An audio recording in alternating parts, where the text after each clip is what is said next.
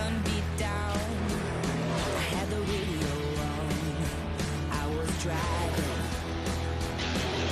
Trees flew by. Me and Del were singing. Little runaway. I was flying. Yeah, running down a dream that never would come to me. Working on a mystery. Going where it leads. Running down a dream.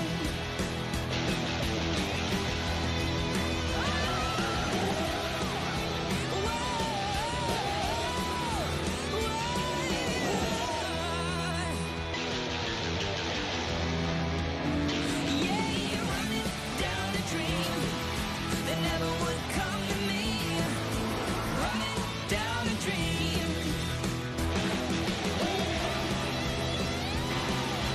Running down a dream.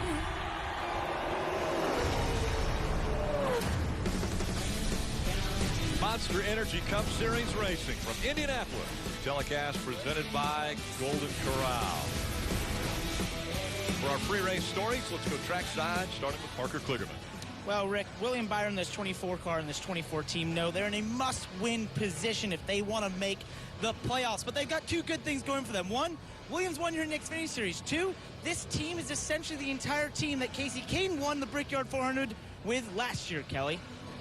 Well, Jimmy Johnson is a four-time winner here at the Brickyard. If number 5 comes today, it couldn't come at a better time. For the first time in postseason history, Jimmy Johnson is not locked into the playoffs now in the last race of the regular season. Last year, he had a shot to win before wrecking late. The 48 car has not been to victory lane for 48 races, Marty. They're trying to change that today. A lot of pressure on the drivers today. Final race of the regular season. A lot of pressure on the crew chiefs as well. Just talked to that guy, Rodney Childers, moments ago. Competition cautions at lap 10 and lap 30. He said it's going to be a mess. You're going to see people pit at lap 8, lap 9, lap 10, not come at lap 30. It's going to be all over the board here in this first stage, which means it's going to make it very interesting to call for you, Rick Allen. Well, always when you come to Indianapolis Motor Speedway and the Brickyard 400, you expect the unexpected. A lot of history on the bricks of this racetrack. And to get everyone rolling, we must first fire the engines. Let's go trackside for the command. And now, for the most famous words in motorsports, please welcome the president, founder, and CEO of Big Machine Records and Big Machine Vodka, Scott Borchetta. Fans and drivers, are you ready for the 25th running of the Big Machine Vodka 400 at the Brickyard? Let's do this! Drivers, start your engines!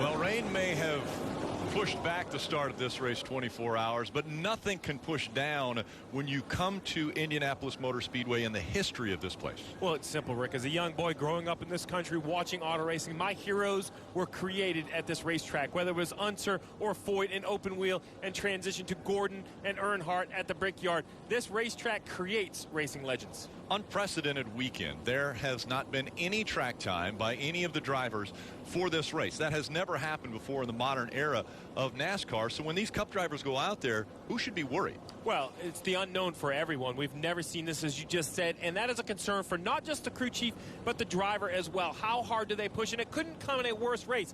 This is the last race of the regular season, so think about two drivers that are currently in the playoffs, but just barely. It's Jimmy Johnson and Alex Bowman just on the inside. While they look good on points, a surprise winner would absolutely devastate their playoff hopes. Would that be, say, Jamie McMurray? He has won the Brickyard before. Or Ryan Newman, another Brickyard 400 winner. But I think perhaps the sentimental favorite the driver of the 24. Think Jeff Gordon took the 24 to victory lane 5 times in this race, a record that currently stands today. Could William Byron become the youngest ever Brickyard 400 winner and get a race win in his rookie season? And remember, this is the last race of the regular season, so those playoff points are up for grabs as well. We're going to call this race a little differently than we normally do when we come to Indianapolis. We're going to call it radio style. So out in turn 2 will be XM Sirius Radio and MRN Radio Mike Bagley. In turn 3 will be, well, on the crow's nest, Dale Earnhardt Jr. is actually driving the pace car, so he'll be up there just a little bit.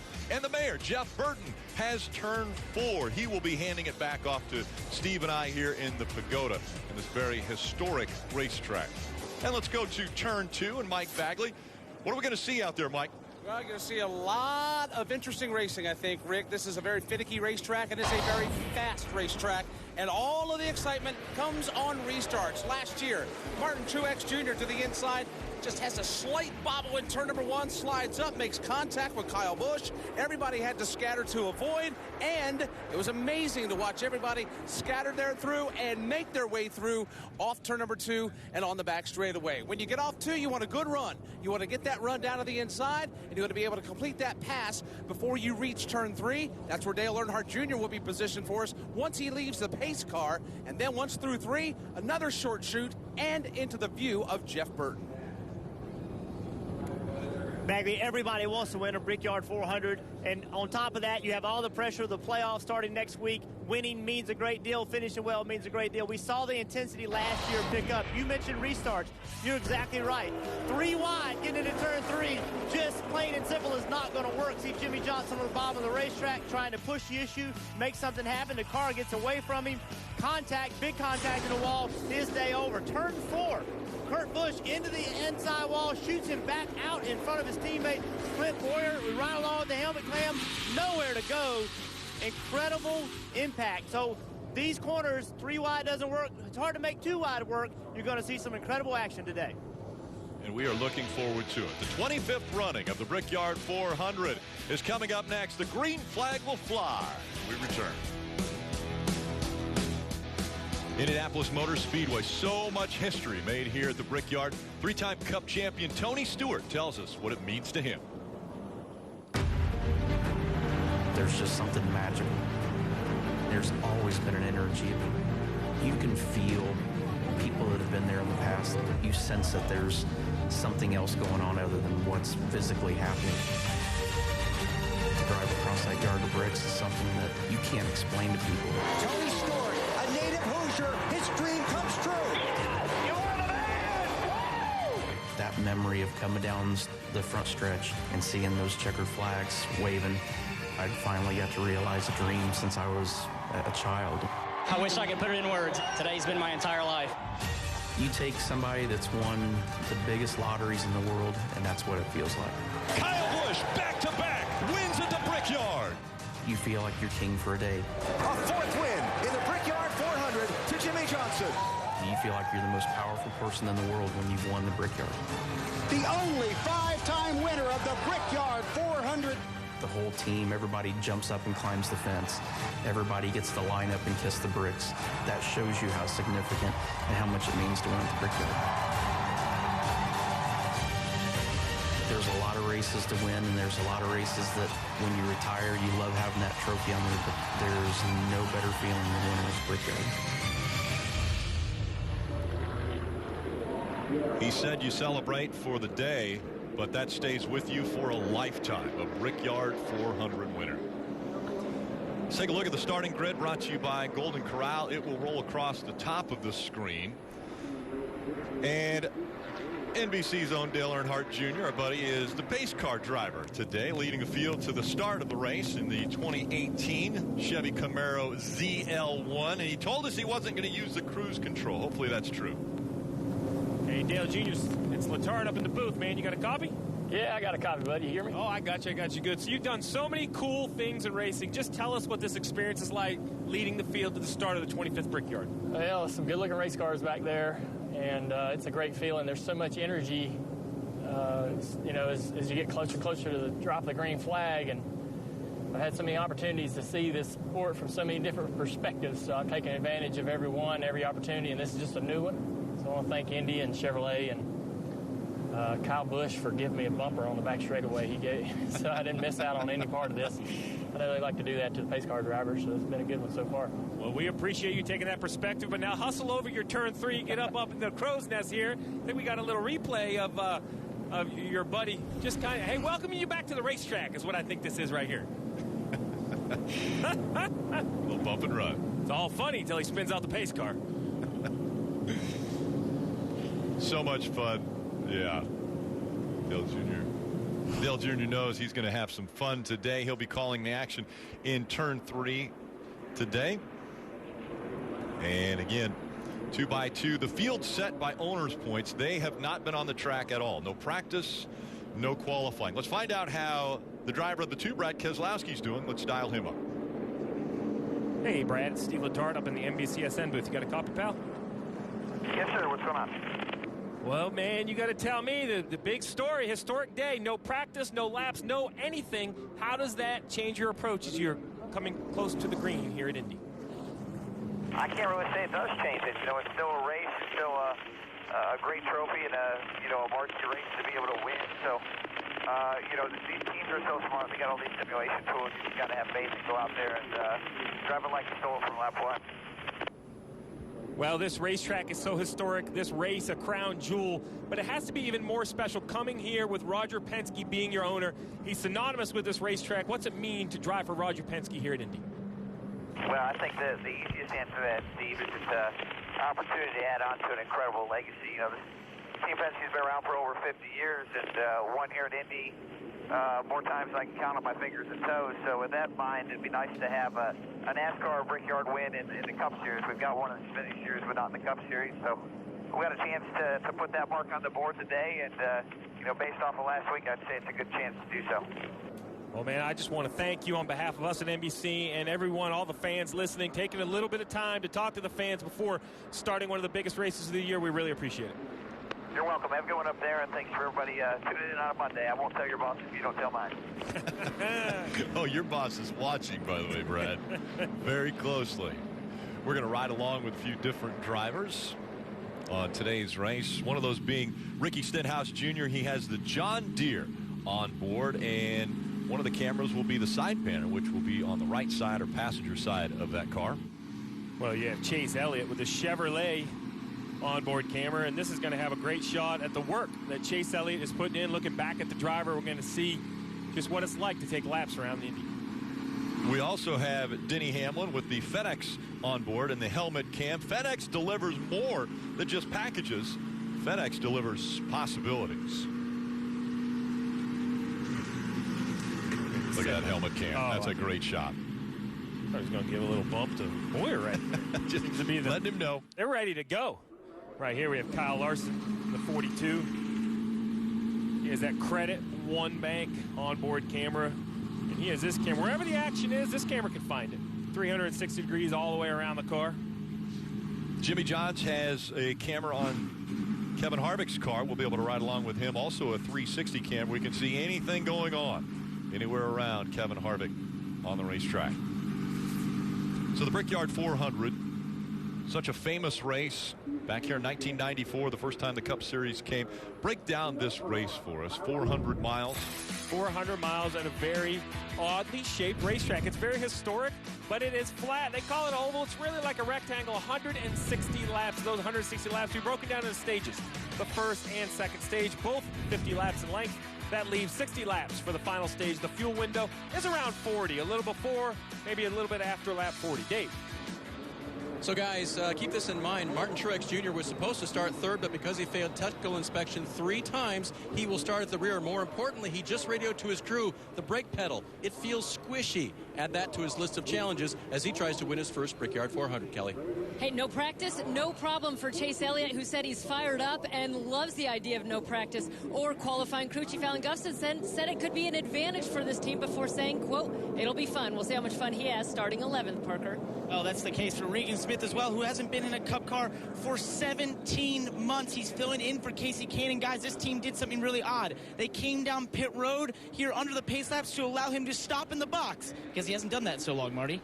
The field set by owner points, so why would the top 2 in the championship standings choose the first 2 pit stalls on pit road? Because they're much quicker. Rodney Childers told me that even the second stall here on pit road is half a second faster than other stalls further down. And to work that out, you see Rodney Childers and Adam Stevens kind of working strategy for later in the day. Some of the narrowest pit boxes on the Cup circuit here in Indianapolis, but also the longest. They're going to work together to make sure there's no problems on pit road today, Rick. And it looks like Dale Jr. is actually going to pull the car off of the racetrack. He will pull the pace car off. Competition caution at lap 10 and lap 30. And then, of course, the end of the stage at lap 50. 2 by 2, they come down the front stretch in front of the grandstands. We're underway with the Brickyard 400.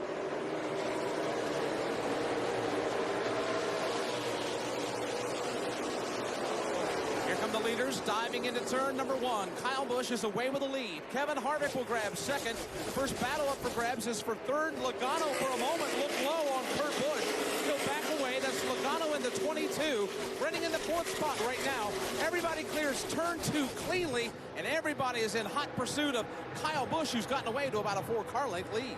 Very interesting race. No practice whatsoever. They have no idea how the cars are going to drive. So I think you'll see a little bit of patience right now. 10 laps until the competition caution. That's an early competition caution, but excessive tire wear here. You see Brad Keselowski going after his teammate on turn 4. Teammates door to door as they come out of turn number 4. Brad Keselowski in the 2, blocking as he goes to the inside, trying to hold off the 14 of Clint Boyer. Then the 22 of Joey Logano on the outside. Doesn't normally work side by side when they enter turn 1 wide open, so Joey Logano gets the advantage over his teammate. He's running in the 4th position right now, but Keselowski's not giving up. Here's Brad digging hard down low in the 2, trying to open up the inside line, and he's got him lined up at the back door. Keselowski down low, Logano up high. Keselowski will grab the spot. He'll go to 4th. Logano, that yellow and red car, will fall to 5th, and he's still under fire. Yeah, he was working really hard to keep that position because they're lined up behind him. Right now, Larson's got a big run. Look at Clint Boyer. He was underneath Larson, picked up 2 spots in the short shoot. And his 12 car, Blaney making his way to the front as well. Larson made a little bit of contact there with the 22, and that allowed the car to get by him on the inside. But now we see Chase Elliott in the 9 making the move as well. Everyone taking advantage of this opportunity on this early restart. Chase Elliott running in the 10th position right now. He is in that white and blue number 9 car. And behind him, there's Denny Hamlin in that FedEx Toyota. Jimmie Johnson is there as well, along with Eric Jones. And here comes Alex Bowman. He'll peek to the inside. He'll try to get a run as they race down the backstretch. You see he's right along with Denny Hamlin there out of that rear bumper cam. Side by side right here. Alex Bowman, Eric Jones. Bowman's got the spot. That's where you want to be. Eric Jones way up out of the groove. He's just going to have to back off, get himself in position, and get back to the bottom of the racetrack. He's completely. Eric Jones having major Hamlin issues right now. William Byron's trying to take advantage of those issues as he looks to the inside. Byron in the 24. Trying to take away that spot from Eric Jones as we see Kyle Larson in the 42 in front of the 22 of Joey Logano. Larson will go to the number 6 position. There's Logano in the 22. He's 7th. His teammate, Ryan Blaney, right behind him, trying to close down and take that spot away. Marty? And you see Joey Logano started 3rd, has fallen back to 7th. He said he's extremely tight in the middle of the corners, and then it snaps loose coming off the corners. Jeff, I'm assuming at Indianapolis, that's not a fun feeling. No, it's not a fun feeling at all. And obviously, you want your car to handle well right off the front of the race. But with this caution coming on only 10 laps, Marty, they will have a time to adjust the car and try to make it better. Competition caution coming at lap 10. Kyle Busch, Kevin Harvick running 1 and 2 here in Indy.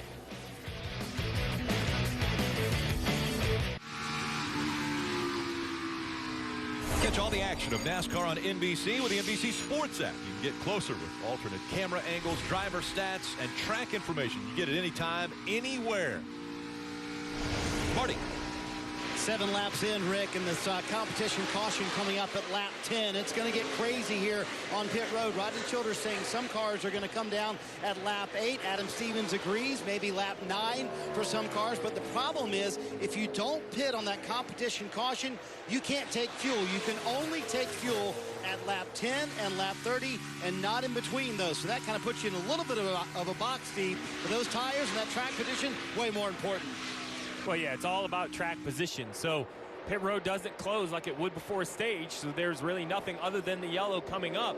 So I expect a bunch of cars. And basically, it's all how close you are to the leader. The front 5 or 6 could pit without losing a lap, but as more cars pit, that opens the window for other cars. So it's a little bit of a moving target as we see the field completing lap 9 here. Yeah, they're on lap 9, so they would have to, if they want to come before the competition caution, they'd have to come right now. We'll see if Kyle Busch or Kevin Harvick take that opportunity. Kyle Busch, Kevin Harvick, Kurt Busch, Brad Keselowski, Clint Boyer, they are the top 5, and it looks as though they're going to stay out and complete this lap. So they will go all the way to the competition caution, which will be lap 10. We'll see if any tankers come off of turn number 4 and dive onto pit road. It's going to be tough at this situation with the leaders deciding to stay out. I don't think anyone any farther behind them in the pack can come, so it looks like everyone's got to kind of play nice and run the first 10 laps as it's intended. The whole idea of a competition yellow is to let these crew chiefs look at the tires to see what the wear situation is. This track is very hard on tires. Xfinity race just getting over. A lot of Cup crew chiefs were on pit road looking at the tire wear of the tires that came off the Xfinity cars. And that Xfinity race is going to help the track. You see there's a light spot on the track, a little bit darker groove where the cars are running. All that rubber that's put down, that was from the Xfinity race. Yes, because there was and we see now the 18 and the 9, or excuse me, the 4 thinking about coming to pit road. The 4 does. So just before the competition caution is going to come out, the 4 of Kevin Harvick has dove onto pit road. Marty. And I think they were calling the 18 to pit road as well, so maybe a little miscommunication. We will follow up on that. We see Kevin Harvick coming down pit road. No real complaints about the car. A lot of these guys have been really complaining. And again, their first laps on the track right now. So Kevin Harvick and Rodney Childers coming down pit road here. They're going to put on 4 fresh Goodyear tires and make a slight air pressure adjustment, but no major changes. And when everybody else pits at the competition caution, they will stay out. And we're waiting for that caution. It just comes out now. Yeah, from my position, I was watching the 18 and the 4, and they both slowed down off of turn 4 like they were going to pit. I think that Kyle Busch, he's coming to pit road, slowing down. He just missed it. He tried to carry too much speed to get to pit road and wasn't able to make it. So you can see he wasn't faking Kevin Harvick. If he'd have been faking him out, he wouldn't have slowed down that much. So that was just a mistake by Kyle Busch. I'm surprised more teams didn't try it. We'll see it. It's obviously going to work out for Kevin Harvick. I think I saw the 14 of Clint Boyer also on pit road, so he'll gain some track position. The only drawback to that was they can't penalty, add fuel. We'll come back, so fuel in it. Oh, and you heard penalty. I heard penalty. Well, we just showed the replay, and the tires were smoking as he came onto pit road. I hadn't heard anything, so I assumed he got down to pit road speed. We'll see what the penalty was, whether it was speeding or a tire violation. We'll have to get the word from NASCAR, but it was an uncontrolled tire that was the penalty for the 4 team. Marty. And guys, yes, they did call Kyle Busch to pit road a little bit too late. He knew he was going to hit that commitment box, so he just said, I'm not going to make it, not worth it, stayed out there. Adam Stevens says, my bad, I should have given you more notice. Well, a good decision by Kyle not to, risk hitting that box. So uncontrolled tire on the 4. So basically all the tires have to be in control, which is about an arm length away from a crew member. You see right here, the crew member coming around. Not sure right there. That shows me exactly what I'm looking for. I have the to wheel see was way out in front of him. Yeah. It was, they say it's within arm's length. So one wheel goes ahead and nobody's with it. And then the crew member does catch up to it. That's a tough call. I'm not sure that would have got called if there were 40 cars on pit road, but when there's only 2, it's a lot easier to see that. And now the field will all come back to pit road because the 4 will have to come back on pit road now under this competition caution, led by the 18. Dave. Third place, Brad Keselowski will bring the 2-car down pit road trying to win Roger Penske his first Brickyard 400. That car is a little bit loose off of every corner, so they'll make some adjustments for that. As for the 41 of Kurt Busch, running in second place now, that adjustment has already been made for his race car. The left rear tire going on the 41 car will have reduced air pressure as the crews go to work and hit pit road, Marty. Kyle Busch has led all 11 laps to this point, Dave, and there was some debate on the radio about maybe even staying out here at the comp caution. Adam Stevens said, just bring it here, why not? So no real changes except the car a little bit too free on exit when Kyle gets back to the gas. 2 Goodyear tires for the 18 of Kyle Busch, who will, there you see, easily win that race off pit road, Rick. Yeah, the race off pit road brought to you by Kroger Click List, and Kyle Busch, the 2-tire stop, very popular with the top 4. Eric Jones, Paul Menard, and William Byron also employing that same strategy. How about a little trickery? The 11 decides, no, we're going to stay out. The only one that doesn't.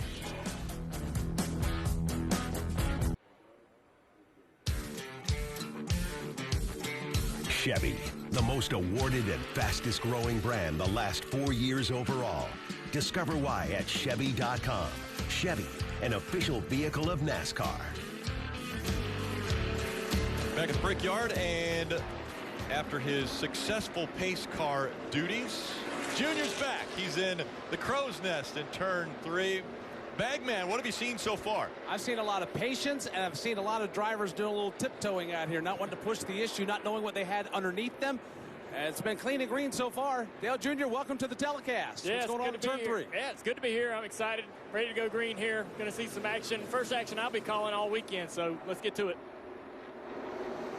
And into the restart zone, green flag flying, and now we'll see if Denny Hamlin's call here to stay out is a good one. Looks like he got a little shove there from teammate Kyle Busch as he slams it into turn number 1, and a little bobble there out of Clint Boyer fighting for second. Boyer's got to hang on to that race car. Kyle Busch is there, down to the inside. He'll storm to the number 2 position. Boyer back in line in 3rd, but he's under fire from Eric Jones on the backstretch. Denny Hamlin stretching it out with those old tires. We'll wonder how long we'll be able to hold that lead. Side by side, Kurt Busch on the inside of William Byron. William Byron's going to have to give him the position down into turn 3. If that's the smartest thing to do, Junior, just give that spot up. If not, Chase Elliott will get a run. Chase Elliott got a run anyway. Drives underneath him, get into turn 4. William Byron smart, and he gets to the bottom to try to block Keselowski. Jumps in front of the 2 of Brad Keselowski, and William Byron now trying to stay in front of that group as Denny Hamlin surprisingly pulling away from Kyle Busch. He made the move to stay off of pit road under this competition caution. Now he's pulling away. Dropping further back in the field, you saw Joey Logano in the red and yellow number 22. He is running right now in the 13th position, and he's trying to hang on to what he's got. That car, not exactly the way he wanted it in the early going. Right now, he's under fire. Behind Joey, Alex Bowman trying to find a way to get a run to create a pass here into 3. Doesn't look like he's going to be able to get the job done here. Joey's still struggling with that car down into turn 3, holding up the rest of these guys behind him. This is a good shot for Bowman. It's key to turn 4 as you stay out a little bit longer before you get to the bottom. That helps your exit to turn 4 down this long straightaway, but Joey Logano doing a nice job of maintaining position. And you see the playoff points on the left side of the screen right there on the last position of making it into the playoffs, the 88 of Alex Bowman. Again, he would be the first one out if we get a new winner outside of the top 16 here at the Brickyard. He is running in the 15th position right now, and he is getting a whole lot of company. Here comes J.D. McMurray. Opens the inside lane, and McMurray will pull to the inside of Bowman. That creates a lot of trouble behind Alex Bowman. He might get freight train down the back straightaway. 2, 3, 4 cars. Look at Martin Truex Jr. diving in, trying to take that position as well. It's a great example of Indianapolis. You lose momentum in turn 2 or turn 4. They're going to gang up on you. Just kills your speed. Daniel Suarez also trying to get him underneath Alex Bowman. We heard earlier the 78 potentially had a issue with the brake pedal. He started last in the field. It doesn't look like any issues to me, Rick. Plus 21 positions since the start of the race. Up into the 17th as we look up here. Kyle Busch and Clint Boyer continue to battle for the second position. Kyle Busch and Clint Boyer now separated by 5 car lengths. Boyer's starting to come to life, starting to shave off a car length here and a car length there. Denny Hamlin long gone away from these two. Clint Boyer hanging in here with Kyle Busch. Strong performance from that 14 team. Down into turn 3. You see Clint Boyer, see how low he is. That's what he's got to do. He's got to get out of the wake of that 18 car. He gets low very early. That's what he's forced to do. If he tries to stay out as late as the 18 and as long as the 18, he'll never get to the bottom because all the downforce is taken off of his car. Kevin Harvick had an uncontrolled tire on pit road. Well, the same goes for the 17 of Ricky Stenhouse Jr. Yeah, you see that tire is just getting rolled with no one even near it for 5 or 6 feet towards the front of the car. Ricky Stenhouse Jr. was running 20th, currently running 25th, so recovering from the penalty, but still cost him spots as the battle for second continues to heat up between Clint Boyer and Kyle Busch. Clint Boyer right on the tail of Kyle Busch. Can't really put a run together to get a pass, but he's starting to add some more pressure, closing in even tighter. Down into turn 3, Kyle Busch to the bottom. Arc on the 14 car, really nice into turn 3. A lot of momentum you can build off of turn 3, Junior, by running very low. There's a lot of grip there. This end of the racetrack at 3 and 4 has more grip than 1 and 2 where they're approaching. Really right now, Rick, what I'm thinking about is that right front tire on the 11 of Denny Hamlin. You heard the strategy. We showed it to you. He stayed on the racetrack. Now remember, that Xfinity race has definitely cured the racetrack some with some rubber. I'm sure that affected their decision, but they have to be considering, was it the right one with 10 laps before the next yellow? Battle for second continues. Clint Boyer stalking Kyle Busch, trying to take that spot away. It takes several laps to set up a pass here. Boyer's getting himself in position. It takes several laps, but as each lap goes by, the tires get hotter and more worn, and that pass becomes more and more difficult to make. Kyle Busch started to put a little distance between him and Clint Boyer. He did not hit turn 3 very well, though, right there. He was not on the bottom, leaving the corner. Clint Boyer was able to be on the bottom. That helped him gain. Clint Boyer is going to continue to apply this pressure, and they're starting to run down Denny Hamlin just a little bit in these 2 races. Top 3 separating themselves. The 4 of Kevin Harvick with the penalty. What's going on with them, Marty? And he's back up to 23rd. He restarted 34th after this one. Restart a moment ago. Rodney Childers, after that uncontrolled tire penalty, brought him back down pit road. They put fuel in the number 4 car just to make sure they could stay on sequence with everybody else. Kevin told us in the pre-race show, I know at some point today we're going to be in traffic. He is in the middle of it right now in 23rd. He can't get frustrated back there, Junior, with a car because he knows he has a quick race car. Back into turn 3. The 14's closed back in on the 18. A great run here toward you, Jeff. Clint Boyer's got a faster race car right now. He just can't find a way. Kyle Busch doing a very good job. That corner right there, Kyle Busch really took the air away from Clint. See if Clint can get right to his rear bumper, getting into 1. He's got a great run now, staying right in the tire tracks of the 18. Clint Boyer now turns the nose to the inside as they dive into turn number 1. But still, the advantage goes to the 18 of Kyle Busch running second. But Clint Boyer is on the back porch there. Kyle Busch looks over his shoulder, and Clint Boyer is stalking his every move. Here's Kyle. Here's Clint battling for the second spot. The separation, Dale, is now 3 car lengths. This battle right here has allowed Denny Hamlin to stay comfortably in the lead, but it's still heating up between Clint Boyer and Kyle Busch. Down into turn 3. Clint Boyer right on the bumper there. That's close enough to upset the air on the 18 car. You're watching Monster Energy Cup Series racing from Indianapolis. It's the Big Machine Vodka 400 at the Brickyard. Monster Energy Cup Series racing from Indianapolis. This telecast presented by Golden Corral. Denny Hamlin still out front with the lead. On Wednesdays at 9 a.m., make sure to tune in to the morning drive. The Bagman on there, as well as Pete Pistone. And this week, Parker Kligerman will join the crew. That's on NASCAR Radio Channel 90, Sirius XM. Out front, Denny Hamlin, about a 7/10 of a second lead over Kyle Busch. Kyle Busch and Clint Boyer, that battle has continued. Kurt Busch running 4th, and behind them, the 20 of Eric Jones. Think about this 11 of Denny Hamlin. He was asked earlier in the weekend, what does no practice do to the field? And he said, you know what? I think it hurts the big 3.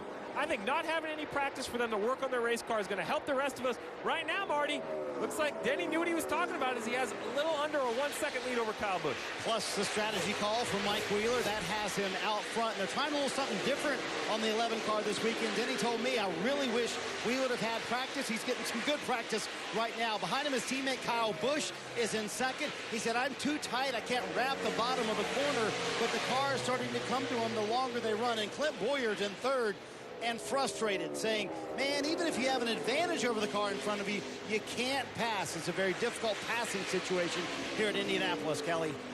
Eric Jones a couple of spots behind them now in 6th position. Remember, he took 2 tires during that competition caution, and it sounds like Eric now has his hands full with his 20 cars.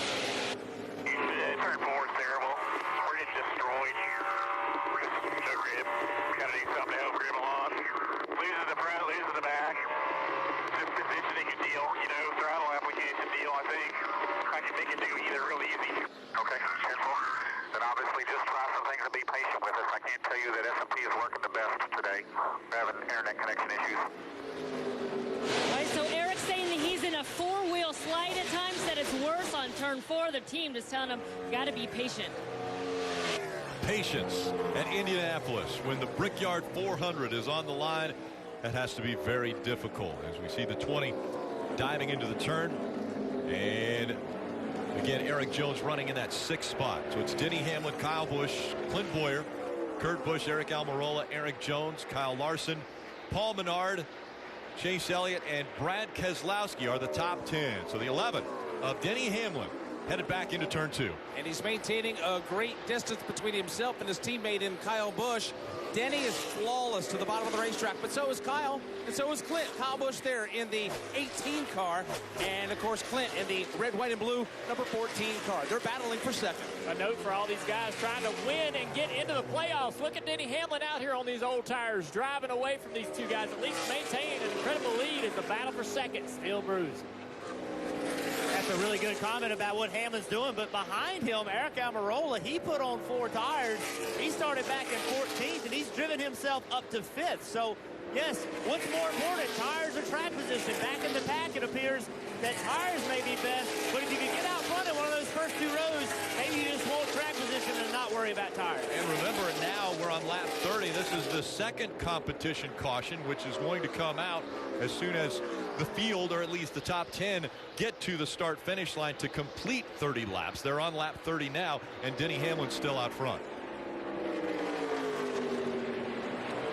Watching Eric Almirola in the number 5 position there, coming out of turn 2. Eric running all by himself, having a good run so far. He's in the 5th position as he heads to turn 3. Definitely having a great run. Eric, winless this year, but he's had several great opportunities this year. What an incredible day it would be for him to get the win today at Indy. Yeah, Eric, you know that he feels like he has been shot. Several shots to win races this year. Just hadn't worked out. Clint Boyer on the front straightaway, taking a look, showing Kyle Busch he wants a spot. Trying to take that 2nd spot away. Clint Boyer does it as they go into turn number 1. Now they're waiting for that competition caution to come out. Dave.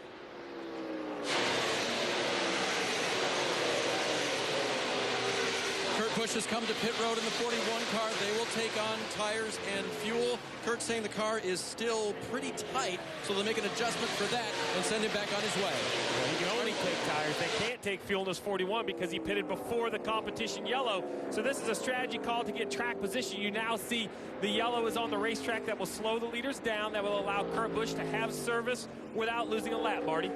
His teammate Kevin Harvick made the move to pit road before the competition caution came out as well. So Rodney Childers making that call once again. They're going to make sure they don't have an uncontrolled tire here, hoping to use this to their advantage. Clearly a very quick car for Kevin Harvick.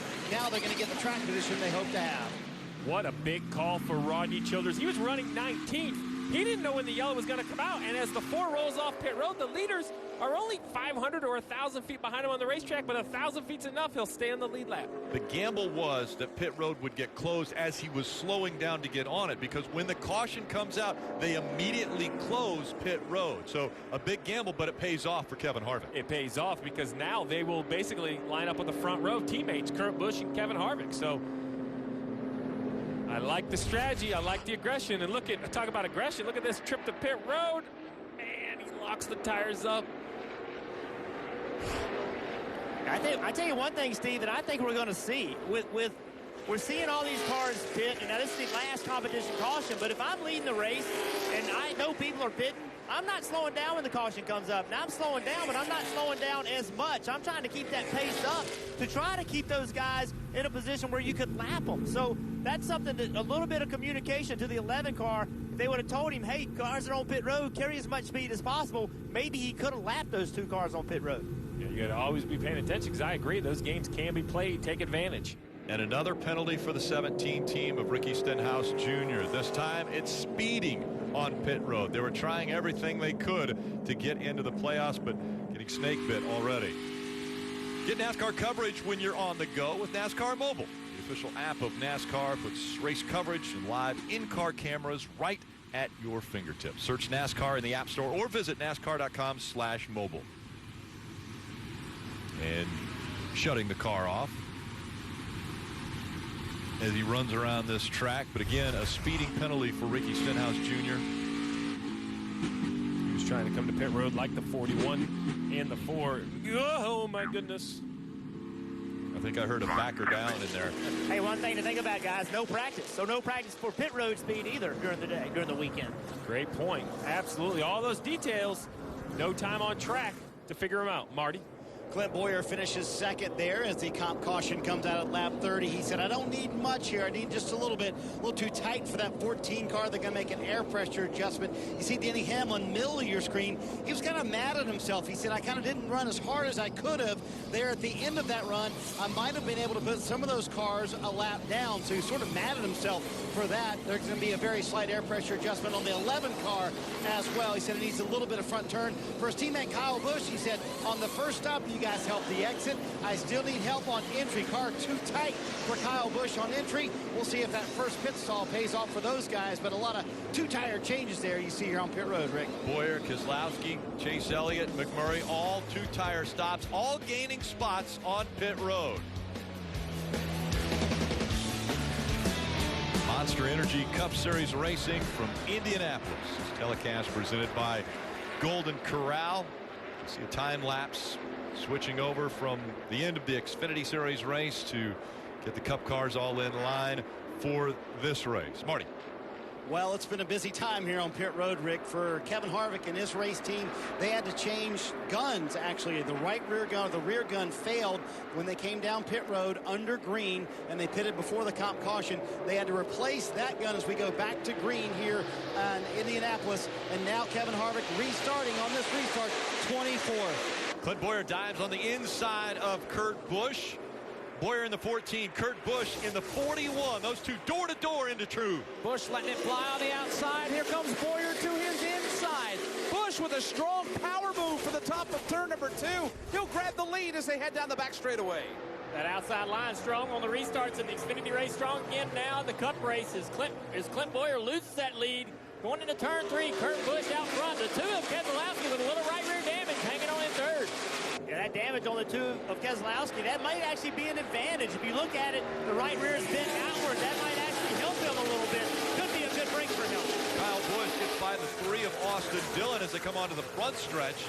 Kyle Busch in that 18 trying to get back up toward the front where he was running most of the beginning of this stage. But it's Kurt Busch and Clint Boyer that are 1-2 through the short chute. Denny Hamlin and Kyle Busch playing catch-up now as they are running 7th and 8th. Make that 6th and 7th respectively. They've got a lot of work to do, and now they're back in traffic as Hamlin is on the move to the inside of McMurray, off 2.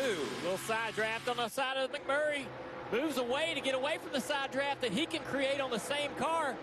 Now he gets help with his teammate as both of them are going to make that pass on Jamie McMurray down into turn 3. And Kyle Busch taking full advantage of that opportunity that was opened up. Late move, following Hamlin. Very smart. Interesting to see how these 2 cars are behind other cars. We saw how hard it was for Clint Boyer to pass. We had a fast car. First time that the 11 is really back in the pack. Hamlin and Kyle Busch running 6th and 7th now as they're trying to work their way back up front. It's Kurt Busch, Clint Boyer, Brad Keselowski, and Chase Elliott in front of them. Tag team action there between Joe Gibbs Racing teammates Denny Hamlin and Kyle Busch. Hamlin in the 11, Kyle Busch in the 18. They are separated by 4 car lengths now as they race down the backstretch. Denny Hamlin sets his sight on the Chevrolet of Chase Elliott out front. He's got his teammate right behind him, Kyle Busch, another strong Gibbs car. Those guys are working their way through this top 5. At Denny Hamlin, we've seen a lot of speed from him in practice recently, but not the speed in the race. Can they have the day-to-day where they keep that speed? That Darley, and think about the poles they've had on the good practice they've had, but in the race they struggled. Maybe today's the day they can turn the tide. And Junior, you pointed out the damage to the right rear of the 2 of Brad Keselowski. Almost a little bit of maybe extra aerodynamic help there, but they didn't mean to have that happen. No, and it's flared, like you mentioned, to the outside, and it happened here on pit road. You see Brad Keselowski trying to turn into his pit stall, and right there, 12 barely contacts it, peels that quarter panel out towards the right, a nice big flare on it. So I don't know how much of a help it is, but I think it's at least directionally correct. If it's not directionally correct right now or a help, the crew can certainly make it one. Got to thank his teammate after the race for giving him that opportunity. Look at Denny Hamlin bearing down on Chase Elliott. Put pressure on him to try to take this position here. He's going to get the inside run. He does go to the inside, so now Denny Hamlin trying to fight by the 9 of William Byron. Excuse me, Chase Elliott in the 9. And now he's going to bring the 18 with him. Kyle Busch takes the spot away as well. Denny Hamlin, Kyle Busch working together toward the front. Both those drivers easing to the inside of Chase Elliott at the entrance have turned them on. Not only have they completed the pass, they've pulled away now by 5, maybe 6 car lengths, and the 11 and the 18. Hamlin and Kyle Busch continue to make hay. Denny Hamlin down the back straightaway. Still just a few car lengths ahead of his teammate Kyle Busch. These guys working together. Kyle's not putting enough pressure on Denny to upset his car as they work through this top 5. Yeah, you're exactly right. They worked very well together. Denny Hamlin's opened the hole. Kyle Busch has gone with him. Really, Denny's done most of the work here and helping these 2 get back to the front. Behind these 2 Gibbs cars right here, a few positions back, the 1 of Jamie McMurray currently in 7th. Some breaking news today. Chip Ganassi told the Associated Press that Jamie McMurray wouldn't be full-time, wouldn't be back at Chip Ganassi next year. There had been rumors, speculation about where that driver would be going, who would be driving the 1.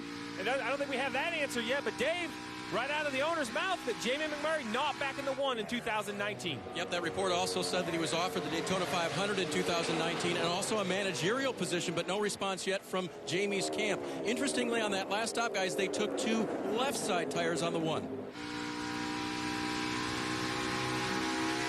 And with that story of Jamie McMurray, leading this race is Kurt Busch, who has said that he wasn't more than likely going to come back to Stewart-Haas Racing, and that the 1 of Jamie McMurray was where he was going to end up. At least that was one of the options. So that kind of puts that ball rolling as far as the rumor mill of where are people going to end up in the Cup Series in 2019. Let's go NASCAR nonstop.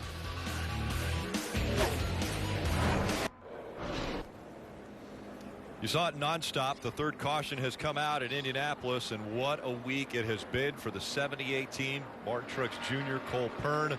The announcement came earlier this week stating that the 78 team would cease operations in 2019. Marty Visser has said that they will not field a car for 2019, and a very difficult time for the entire crew, driver of the 78 team, as they now will go behind the wall to try to fix whatever happened under the hood that pushed that hood up. And a few drivers taking advantage of this caution coming back to pit road. Dave. Rick, we had reported that Jamie McMurray, running 7th, took left side tires last time. This time they go to the right side. Looks like they'll change all 4 for McMurray and have chassis adjustment, Marty. Kevin Harvick's going to come down pit road in this new rear gun that's on the rear tire changer. Everything is fine with that, so they got all the lug nuts tight under the last caution. Going to put on tires here. They're also going to clean the grill. They said there's a lot of grass on the grill. Ryan Blaney also on pit road. They're going to fix that damage where he made contact with his teammate Brad Keselowski. He's on pit road as well. You see Harvick leaving 14.5 on his stop.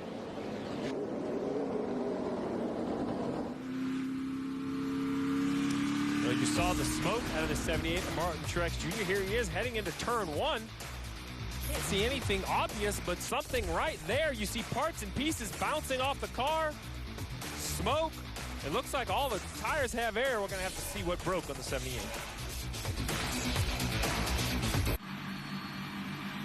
NASCAR Drive is your live race day companion. You can watch throughout the broadcast, select alternate camera angles, or ride along with in-car video. Your favorite drivers. Visit NASCAR.com/drive or download the NASCAR mobile app today. So we took another peek at this 78 replay, and what we're hearing, it was a brake failure. Remember the report early in the race about a squishy pedal or a brake issue on the 78? Well, look right here as he goes down, gets on the brakes into turn one. The left front, it looks to me like a rotor. The left front brake rotor comes apart. It destroys the hood. The hood is up, and I'm expecting all this smoke. I can't believe there's that much smoke from brake fluid. So what I imagine is, as those parts and pieces came off the left front corner, they caught an oil line or maybe the oil pan or something in the oiling system. You see right here Martin Truex Jr. explaining to his crew. Remember, no laps on the racetrack. This is an issue they had from the drop of the green flag. You have to ask yourself, Rick, would they have been able to catch this if we would have had practice? But no practice means a lot of issues have already taken place at the start of this race. Let's check in with the guys around the track. We'll start with the bagman. Well, what's impressive to me, Rick, is how Denny Hamlin and Kyle Busch have been able to rally their way through the field. They've been picking them off one after another. Hamlin, the escort to Kyle, they're just weaving their way through, making progress, and I think that they're on tap for a great day here at Indy if everything stays together. Dale, what about you? Yeah, I'll add on to that and say Clint Boyer is someone who's impressed me. I did not see him putting together a pass to take that second position away from Kyle Busch when he did. I just didn't feel like that he had a strong enough car, even, stronger than Kyle to be able to make the pass in dirty air. But he did somehow, some way. I will keep my eye on Clint Boyer going forward. And you mentioned Clint Boyer. What about his teammate Kurt Busch? Kurt Busch drove away from Clint Boyer, so Kurt Busch showing a lot of speed here today. And remember, the playoffs start next week. I wouldn't sleep on Kurt Busch. Dave, what you got, bud? Martin Truex Jr. is who I have, and we heard from the pace laps, Martin, that you were concerned about the brakes. What did you feel going to turn 3 there? Just left front brake rotor exploded, went through the hood. I thought I blew a tire initially going into one there, and I was like, oh, this is going to hurt, but the car kept turning, luckily, and I was able to keep it off the wall. So just brake rotor exploded.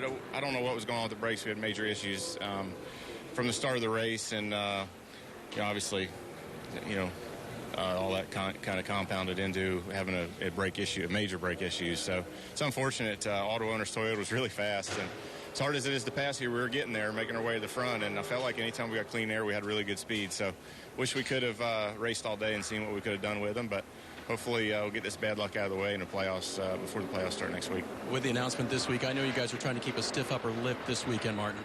Well, yeah, I mean, we got a great bunch of guys here, a great bunch of hardcore racers, and nobody's going to put their heads down and give up. I can promise you that. So we're going to come out swinging at Vegas. Important stuff comes next week. Playoff starts, guys. Denny Hamlin made the call. This could affect the big three more than anyone.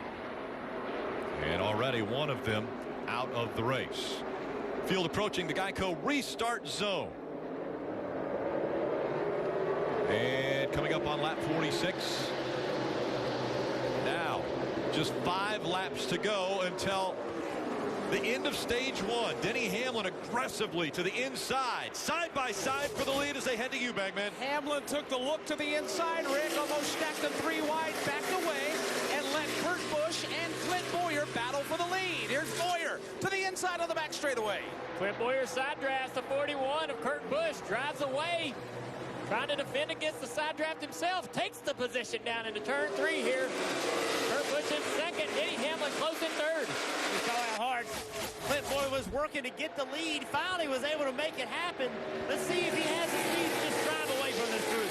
Now we'll see how aggressive the 42 of Kyle Larson will be. He's all over the back bumper of the 18. Has a run now, trying to take that spot away. Working to the inside. He pulls away a long ways away from the 18 and completes the pass as he gets into 1. A textbook Indianapolis pass. Set him up off 4, drop to the inside, drop the hammer, complete the pass before you even reach turn 1. That's exactly what Kyle Larson did, as now he pulls away from Kyle Busch and slowly starts to close in on Denny Hamlin. Clint Boyer still with that lead. Back here, Kyle Larson with a great move on Kyle Busch, trying to take his run up there and mix it up with his good buddy Denny Hamlin as they go through turn 3 here.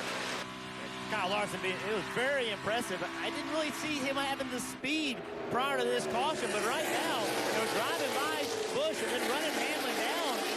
Don't count him out to win this race today. Rick, I was trying to figure out what looked different. It's the sun. We haven't seen it for 4 days here at Indianapolis. Well, it's starting to poke through the clouds. We'll have to see if that starts to continue to adjust on the racetrack and see what crew chiefs make adjustments to catch up. Leaders in the short chute, headed to 2. Clint Boyer, Kurt Busch, then Denny Hamlin, then Kyle Larson, then Kyle Busch. They work their way onto the back straightaway. Things are starting to tighten up there between the 42 and the 18. Yeah, the 18 trying to regain that lost position to Kyle Larson. He's pushing the 42 of Kyle Larson up to his teammate Denny Hamlin. That gap's closing up as well.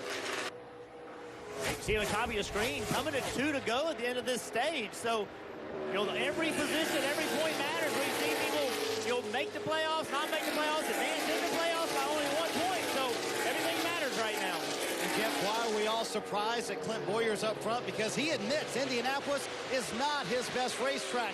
And he's allowed a lot to fight for here, though. He has 2 wins so far this year, but he has yet to win a stage. 2 laps to go. Boyer would love to finish it off. Way back in the pack, in 23rd is Joey Logano. We talked about no practice for these teams. Joey Logano and his team actually changed a left front shock on pit road. That's no practice coming into Indianapolis, but Boyer doing a fantastic job here, leading out front right now with 2 to go.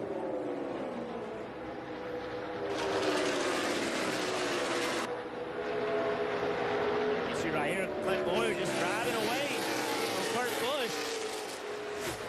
Trying to get that first stage win of the year.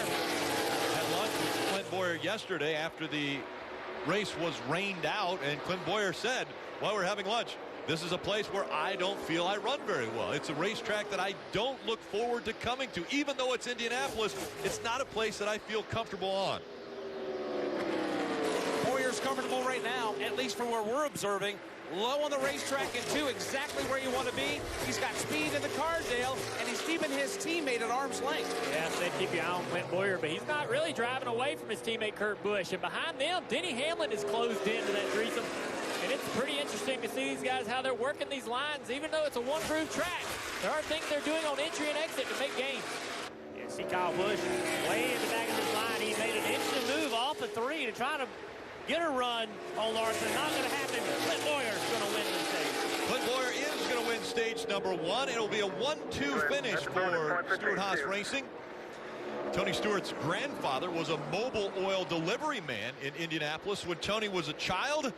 He's got to feel pretty proud of seeing the Mobile 114 make its way to the number 1 spot at the end of stage 1, as well as Kurt Busch finishing second. 1-2 for Stewart-Haas Racing.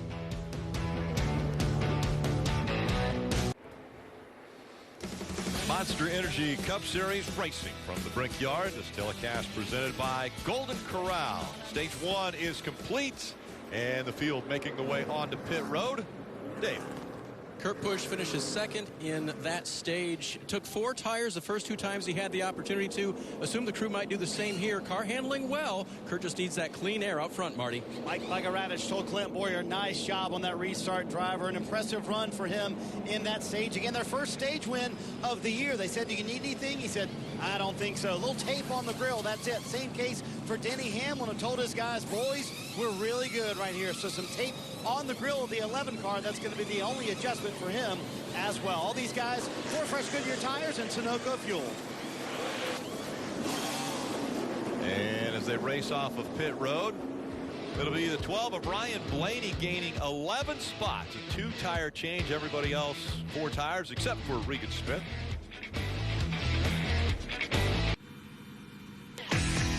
Hey, race fans, when in Las Vegas, stay where the racers stay at the South Point Hotel, Casino, and Spa. Your ultimate pit stop on the Las Vegas Strip. South Point, everything you want, all under one roof.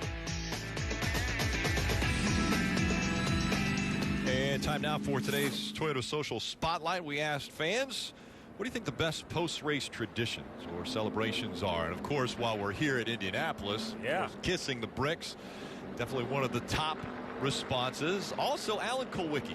Yeah, you gotta love the Polish victory lap. Alan would turn driver's side to the fans so they could see him as he celebrated. Then the 6 shooters at Texas Motor Speedway. Obviously something very enjoyable for the fans when they get to see that in victory lane. And how about the backflip? Carl Edwards, haven't seen that in a long time. I would celebrate that way if I could do a backflip. It'd be a back fall, maybe. Yeah, exactly. Parker. Well, guys, how about Paul Menard there in second, staying out once again? He actually told me yesterday that he and Greg Irwin planned on doing this. They said they were going to basically put themselves on old tires in front of the field and see what sticks. They were just going to throw a bunch of things at the wall and see what sticks. We'll see if this sticks for them to stay up front and maybe get a win to get in the playoffs. Well, he did it here. Back in 2011, he won this race. And if you are Alex Bowman, 16th on the playoff grid, you do not like to see Paul Menard running well because that win would move him into the playoffs. This is what it looked like back in 2011. Great strategy call by Slugger Labby and great execution by Paul Menard, working every ounce out of that fuel tank. Huge win for the Menard family. John Menard had been a sponsor and had race teams race here at Indianapolis for so many years, but it was his son that got him his first win at Indianapolis. Couldn't write it better, right? It's unbelievable. So we continue to see, we saw some speeding penalties, uncontrolled tires. Well, the mistakes on pit road continue. This time for the 41 of Kurt Busch. It looks pretty smooth. It comes around, tires come off, but watch the exchange. The left rear tire won't go on. The jack finally goes up a little bit higher. That allows the tire to go on, and because of that, there was spots lost on pit road. Dave? Steve, sometimes a moment of levity can help you overcome that. Listen. Got a quick question. I don't know why the water pressure would be really high. Water temp. All right, what's your pressure at? Mine or the cars? The car is at 90. So Kurt laughs. Yeah, my water pressure is pretty high, but the car's is at 90. They reason that the gauge may be stuck, and so they think the car is okay. Kurt not too hot, but trying to overcome now after losing many spots on pit road.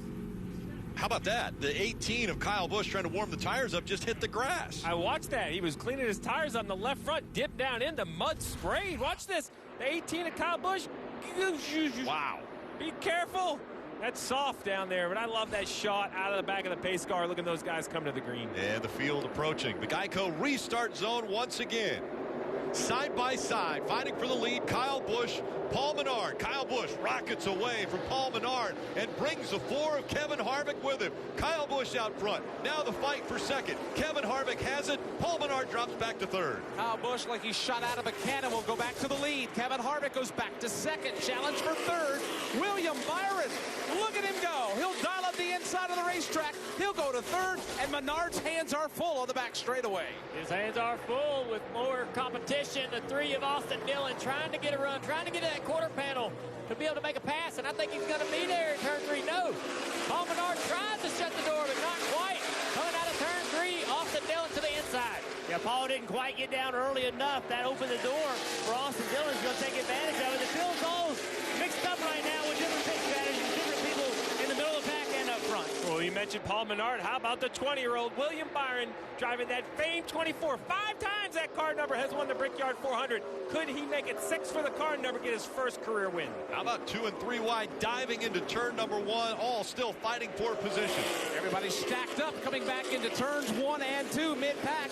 Here's Trevor Bayne. He'll pull to the inside, make that Matt Kenseth. He'll move to the inside of A.J. Allmendinger on the back straightaway. Matt Kenseth got help from 7-time champion Jimmy Johnson down the back straightaway. Down into turn 3. They make that pass. Moving forward here, over to you, Jeff. I've been watching Matt Kenseth. Matt Kenseth has a good car. He's running about 12, 13, 14, running with Jimmy Johnson, some pretty good cars early in this race. So Matt's running very well in this car today. Parker. Yes, he is. He's just a little bit loose right now to start on the runs. But, you know, Matt has talked a lot about what he's been able to add to that race team and felt like they've been making improvements, but it hasn't been shown up on the result sheet. Well, right now, the speed he has, he might be able to get that on the result sheet this race. Leaders back into turn 2. Clint Boyer in the 14 on the move. He'll pull down to the inside of A.J. Allmendinger. Clint Boyer now running in the 8th position. Yeah, that 14's been fast all day long as he moves through the field. He and Joey Logano struggling a little bit through turn 2. Back here, look at this pack of cars down into turn 3. 19. And look, we got a crash. The 43's in the wall in turn 3 here. Spinning down in front of cars. Oh, contact. 51 couldn't get slowed down enough. Cloud, I believe. So Bubba Wallace in the 43 initiates this, and then the 51 slides into him. Yep. David Starr. Watching this coming down into turn 3, Bubba got loose, got turned by someone coming down and got through the grass. Did not contact the outside wall as far as I can tell, but the contact with the 51 is going to end both their days. Let's take a look here. And guys, I just got word that Bubba Wallace came across radio and said his brakes went out, Junior. Okay. Yeah, so he tried to straighten up the entry. I mean, that's the same thing that happened to him at Pocono. And so you know, your instincts are to aim left and try to, go through the grass and slow the car down some way, somehow. And he did a great job staying out of the wall with the issue he had. But without brakes, he can't stop the car as he's rolling down in front of oncoming traffic. Typically, he would have been on the brakes and be able to stop the car and stop that accident there from happening. We talked about Pocono. This is exactly what happened here. As we look at this replay down into turn 1. Very scary accident. Really glad to see Bubba get out of the car after such a terrible hit there. So same issues or similar issues here today. And it's going to end his day. But nothing that he could do there to keep the car from rolling down in front of that oncoming traffic. And that's the only issue with, for those guys is they can't avoid that car just coming down into traffic in front of them. Rick again catching his breath. I say, Rick, you and I were having this is the second brake failure we've seen today, and I have to think that perhaps this was, by the way, this was back in Pocono, so we're seeing it, but this was today here. He's got a little bit of brake, as you can see the tires locking up somewhat. So he had enough to get the car slowed down to keep it out of the fence. So, Junior, I was thinking, we hadn't talked much about just the calendar. This race used to be in the summer. The grip was low. The track temperature very high. Here we are in September. It's a much cooler day. Track temperature much higher. It seems like they have more speed. Is there a chance that the overall lower lap times is more abusive on the brakes and the teams just didn't prepare for it? I don't know, but it's surprising to have 2 brake issues already in the race.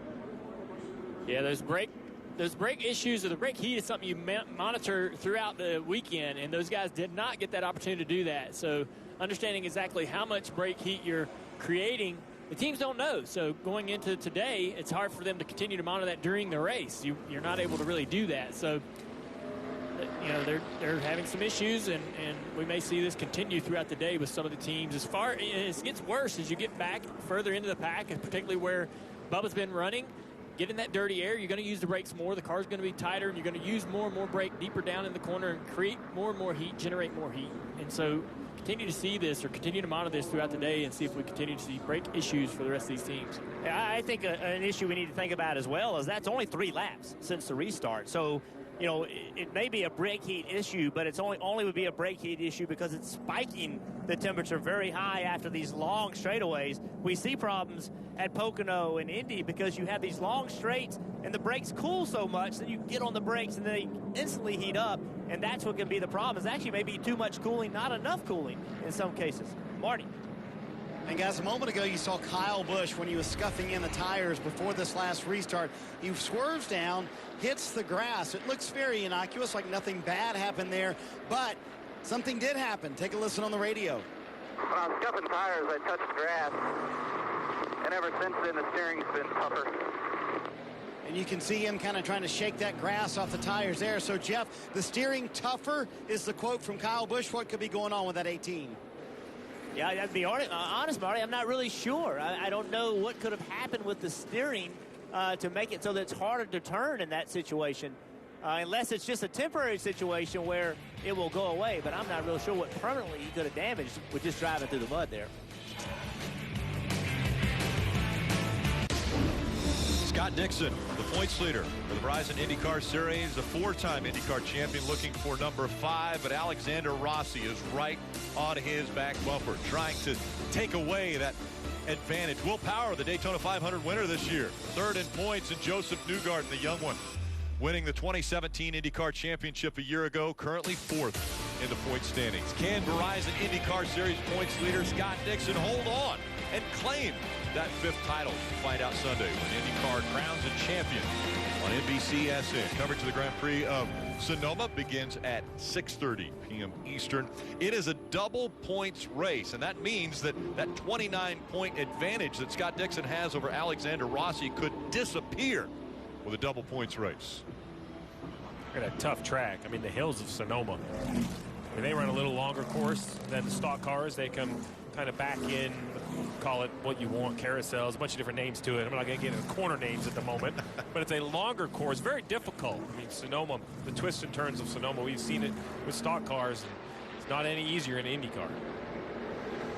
Swerving around now, the 18 of Kyle Busch has mentioned that the steering, not what it was before he just touched the grass when he was warming the tires up.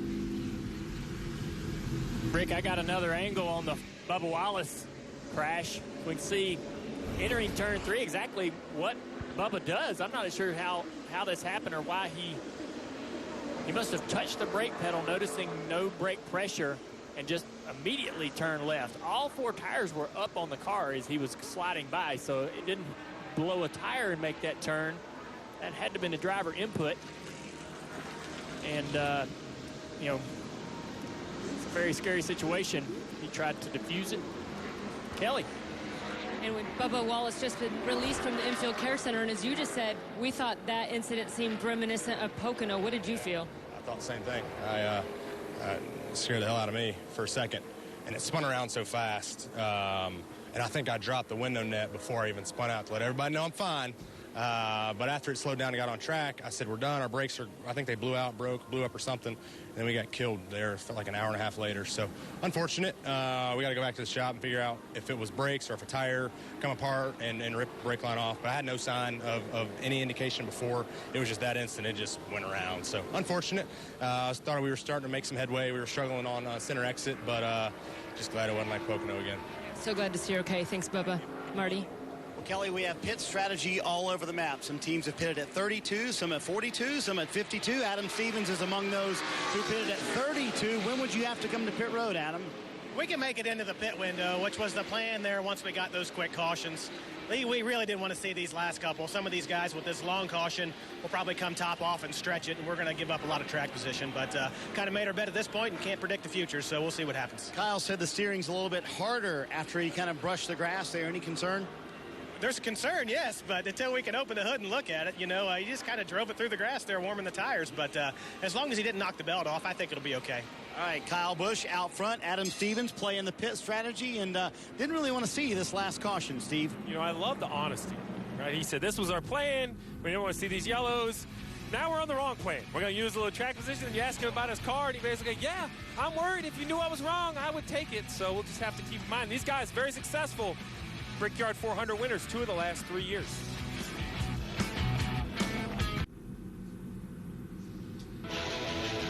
Monster Energy Cup Series racing from Indianapolis. Telecast presented by Golden Corral.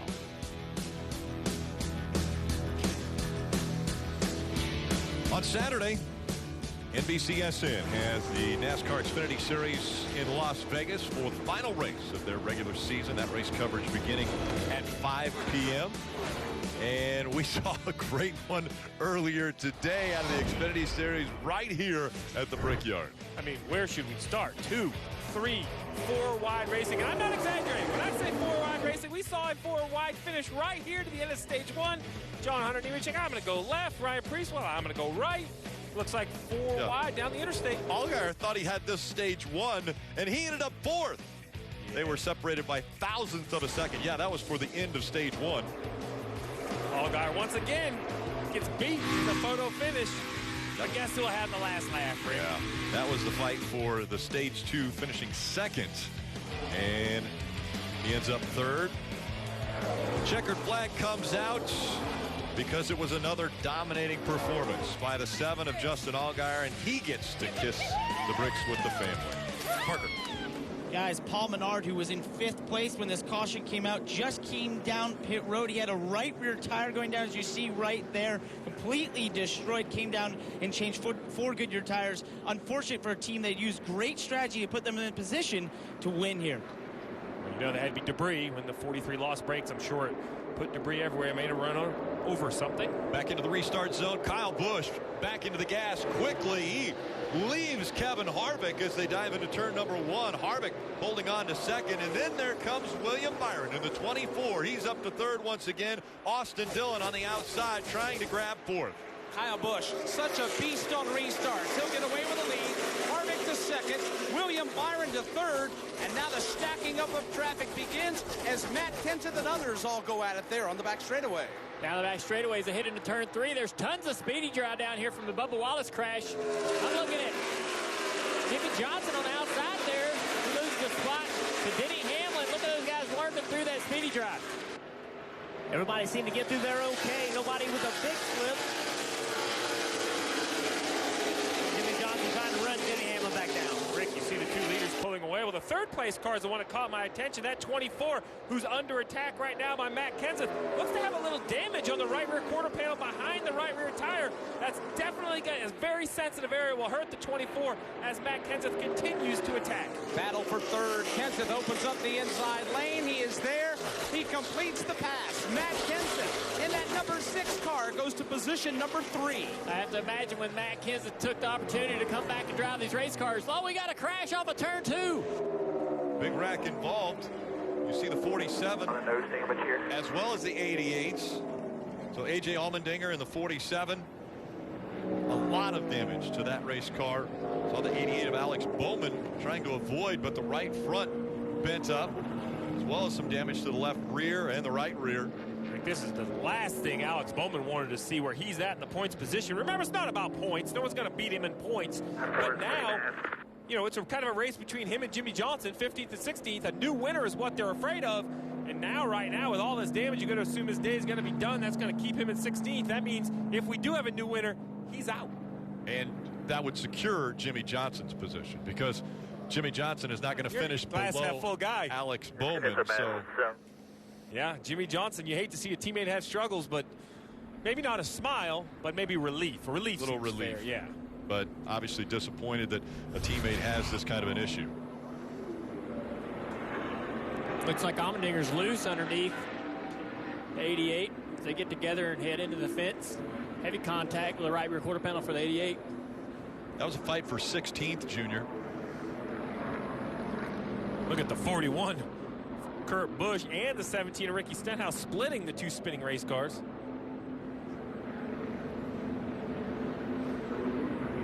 Another look as they catch the wall.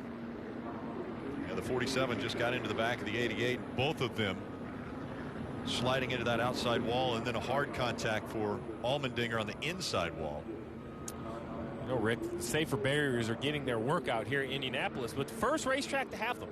Great safety innovation. The first track that NASCAR goes to that had safer barriers here at Indianapolis Motor Speedway. You don't want to test them, but they've been tested a couple of times already today. Riding along with Ricky Stenhouse Jr. To the inside he went, was able to avoid. And the wreckers are definitely getting a workout as well today. A.J. Allmendinger just not the year. They had one little bright spot early in the Sonoma race, and that went away with a missed shift. And man, it's just nothing seems to be going right for the 47. And now we have the 18 of Kyle Busch. We heard Adam Stevens say at some point we're going to have to pit. He chose now's the time. Gives up a lot of track position to come down pit road. Parker. You see Matt Kenseth in there, Ford Goodyear tires, circle field. What a great run for Matt Kenseth, pit out of third place, Marty. The 18, Parker, was in such a box. To Steve's point, they had to come down pit road at some point. Adam Stevens said, we're going to take a long stop here. They're going to take some Packer out of the right front. Kyle feels like he's on the splitter the longer they run. So they feel like now is the time to make that adjustment. They were going to have to come down pit road about lap 75 or 78 anyway. So here they are on lap 68 coming down pit road for Kyle Busch, giving up that track position, but hoping to put themselves in a better position for later in the race. Little adjustments made. Again, no practice, no qualifying.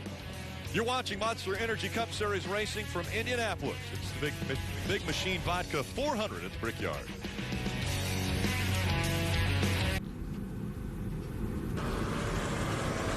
Well, Want to show you some of the things these guys are learning as this day goes on. We talk about no practice. Well, look at all the tape on the front of this car for Matt Kenseth. Those guys are understanding, since they didn't get to practice and understand how much tape to have on the car, they're able to add more and more with each stop to push the temperature of the car up.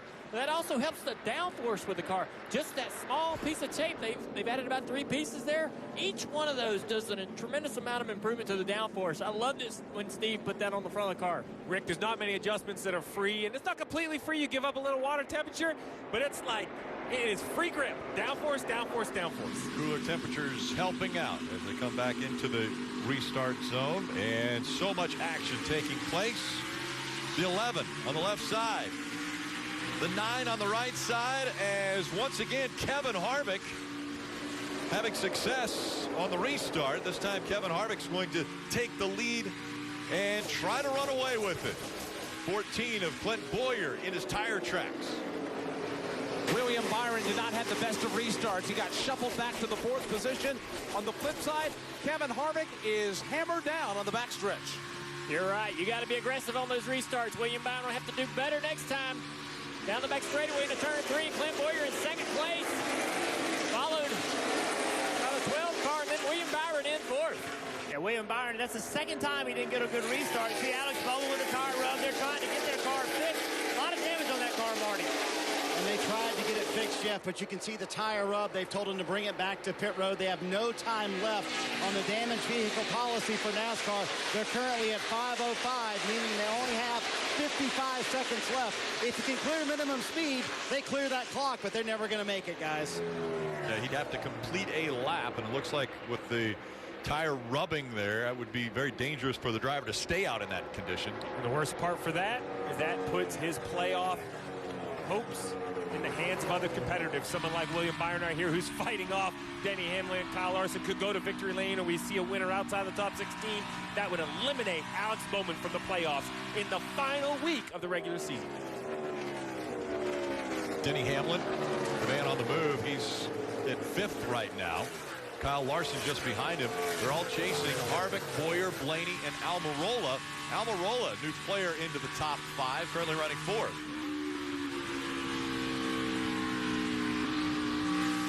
And we're hearing that all cars on the track have met the minimum speed. So maybe Alex Bowman is able to get back down to pit road, and they can do some work on that. He won't be on the clock.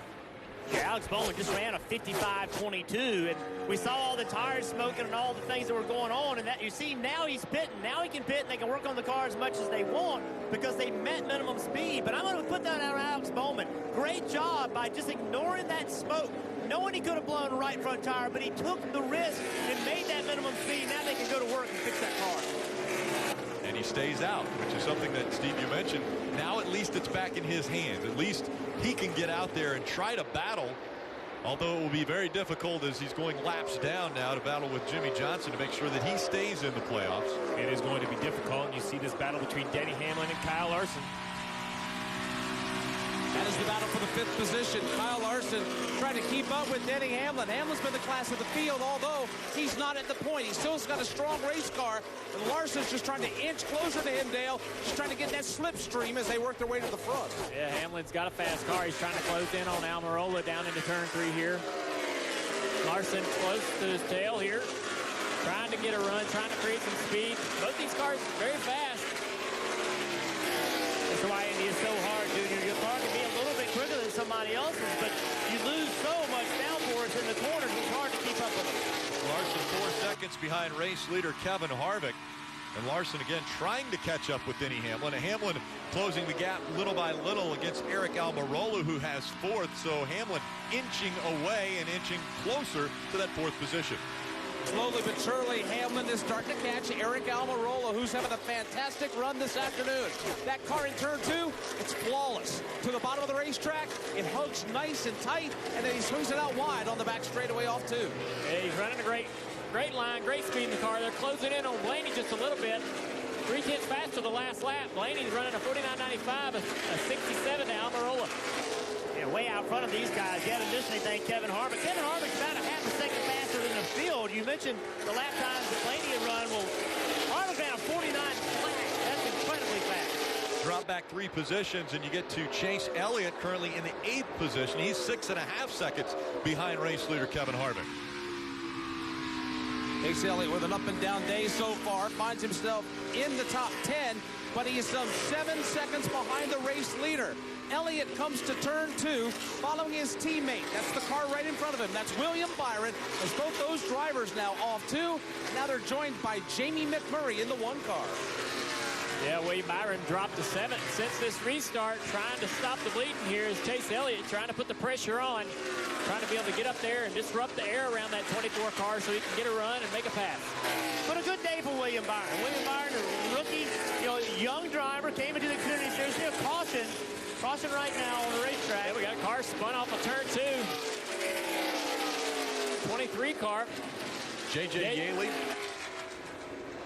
Looks like he's got a flat tire of some kind of an issue there. 4 tires, he spun around. See the car buckling. Would you say that is a Burt Reynolds throwback paint scheme on there for the 23? Paying respect to the late Burt Reynolds.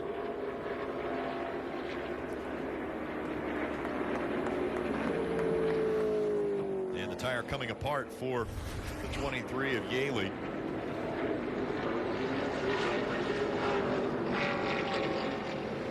An air issue?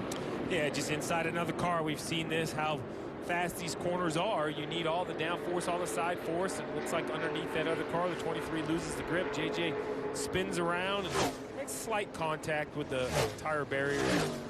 Yeah, the car he's lapping there. LaJoie is a lap down. Made contact with the right side on the outside fence as well in that altercation. Yaley, a very established dirt racer, was also a part of BC 39. Took place on Thursday night in the infield here at Indianapolis, which you see right here. That's just inside turn 3. And look at the pack stands. A popular race. Over 115 cars entered. Think about that. 115 cars for one race.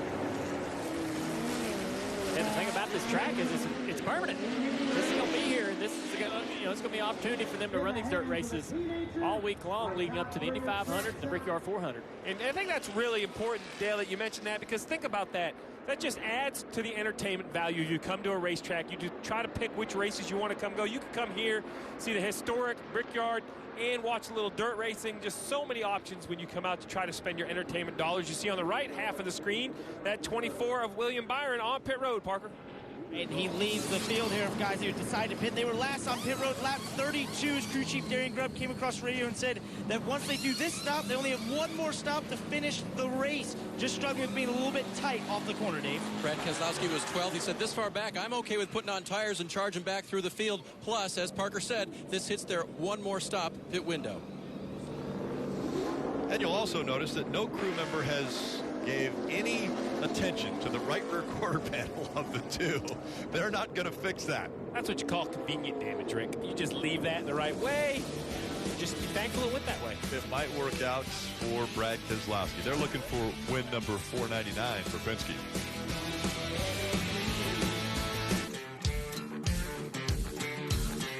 NASCAR Heat 3 is available now on the Xbox One, PlayStation 4, and PC.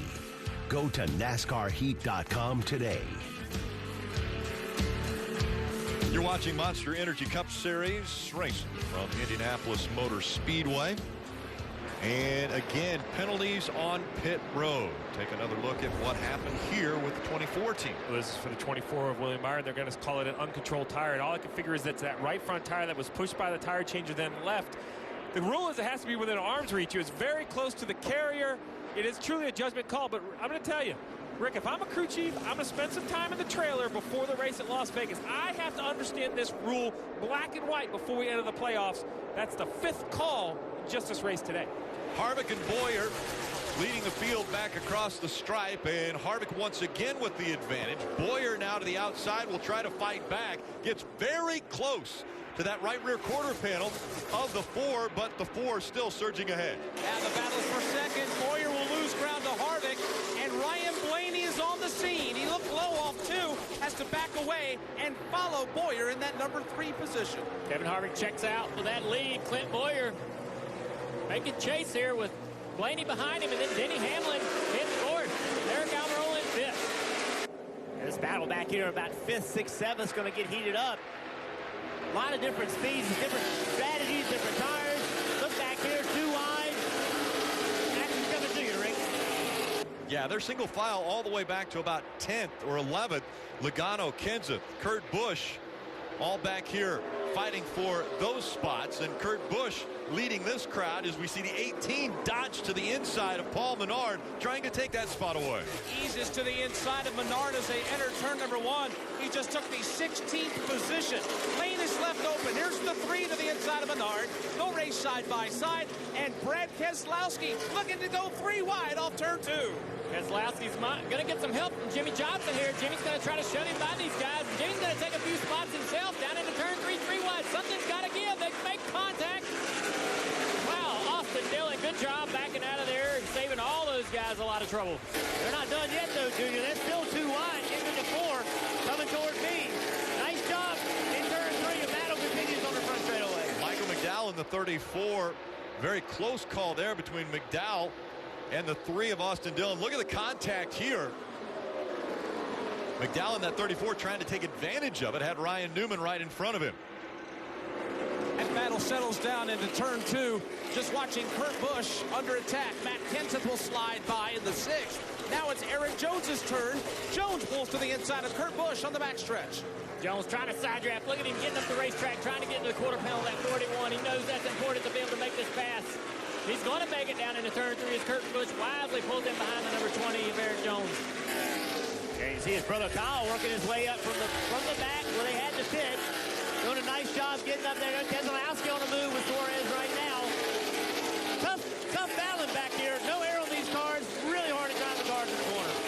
Jeff, Adam Stevens told Kyle Busch, be very careful coming up through the field. So trying to be aggressive with the car that has led the most laps today at 27 for Kyle Busch. Right now in 15th in some very tough traffic, Bagman. Kyle Busch, you're right, Marty. He is. He's got Chris Buescher now. He'll overtake him 1 by 1. Kyle is starting to pick him up and put him down and put him in the rearview mirror. And Brad Keselowski's coming along for the ride as well. Brad's going to get that position pretty easily from Buescher. Buescher's going to pull in behind him. Next up for Buescher is Jimmy Johnson. He's working his way through the field as well. You remember Busch, when he pitted, he came out in 25th. That was 2 cautions ago. He started this time in 17th. So doing a good job working his way up. Harvick, Boyer, Blaney, Hamlin, Almirola the top 5. Then it's Larson, Chase Elliott, Ricky Stenhouse Jr., Jamie McMurray, and Joey Logano in the top 10. Watching the brothers Busch come into turns 1 and 2. They're fighting for the 13th position. Kurt in the 41 has it. Kyle in the 18 is trying to take it away. Then you put Brad Keselowski in this mix. He's starting to inch closer and closer. Right now he's trailing Kyle by about 3 car lengths. Down the back straightaway. In front of these guys is a fast car, Matt Kenseth. Matt Kenseth just ran the 3rd fastest lap this time by. And he's going to the inside of Joey Logano down here in turn 4. Matt Kenseth has not forgot how to drive a race car. Roush Fenwick can give him some race cars that are good enough. He can drive it to the front. Kenseth is making up some ground. Let's see who's on the move, brought to you by Chevrolet. Since the restart, the one who has made up the most positions has been the driver on the number 2, Brad Keselowski. Keselowski, the man on the move, 9 positions he has made up already since the most recent restart. William Byron, Eric Jones also making up some ground. That's that driver, that light blue car that just went out of the bottom of the screen. That's the one I'm looking at, Rick. He's on the same strategy as the 18 of Kyle Busch right there. You just heard Marty say he's led 27 laps today, so you would assume he'd be the first car in whatever strategy he's on. That's not the case. Matt Kenseth is the first car in that strategy. I know he hasn't led laps, but that 6 car is sneaky fast today. And back in front of the grandstands again, Marty. And Rick, there you see it on the left-hand side, the strategy all over the map. Kevin Harvick cannot make it to the end of this stage. Behind him is teammate Clint Boyer, lifting early, saving a lot of fuel. They are going to try to make it to the end of the stage, along with Ryan Blaney. But you see Eric Almirola in fourth. He can make it to the end of the stage. So pit strategy all over the map. And Steve, here at Indianapolis, if you lift early, you have your driver do that, you can save a good amount of fuel. You can save a lot of fuel. Two big strategies: lift early and also run part throttle. Get back to wide open, get up on the straightaway, get rolling in the right direction, and then go to part throttle and ride it down these long straightaways. Let's listen in to the radio on the 14. I mean, you can keep doing what you're doing. The 4's going to have to pit here in probably another 8-9 laps. The 12 behind you is saving like hell. 2 cars behind him can make it to the end. That's great information. That allows a driver to manage it out the window. Don't worry about the guy in front. Manage it out the mirror. You know the 12's saving. Don't worry about him. But listen, the 10 behind him can make it. That's who Clint Boyer needs to pace himself off from with 14 to go in this stage. So they're looking at Kevin Harvick. He came to pit road on lap 42. There have been 86 laps complete. So you do the math there, 44 laps. You had mentioned that the fuel window was around that 44, 45 laps, but there was a lot of caution laps that they were running as well. Marty. And to add to this, Kevin Harvick just came on the radio a moment ago. There you see him in turn 4. Said, I picked up a vibration here. So they're going to send him around a few more times, see if that vibration gets any better for Kevin Harvick. But he is going to have to come to pit road before the end of the stage. Oh, and I'm worried about a vibration here. Sometimes it's a wheel, but it can be a tire. And at these speeds, it can come apart very quickly as he exits turn 2 in front of Bagley. Yeah, here he comes into turn 2. A vibration at Indianapolis is not something you want. Right now, he just eases it into the bottom of the racetrack, slings it wide up onto the back straightaway. And right now, as you see him inside the car, he's cool, calm, and collected. But I'm sure, Junior, he's holding his breath at the same time.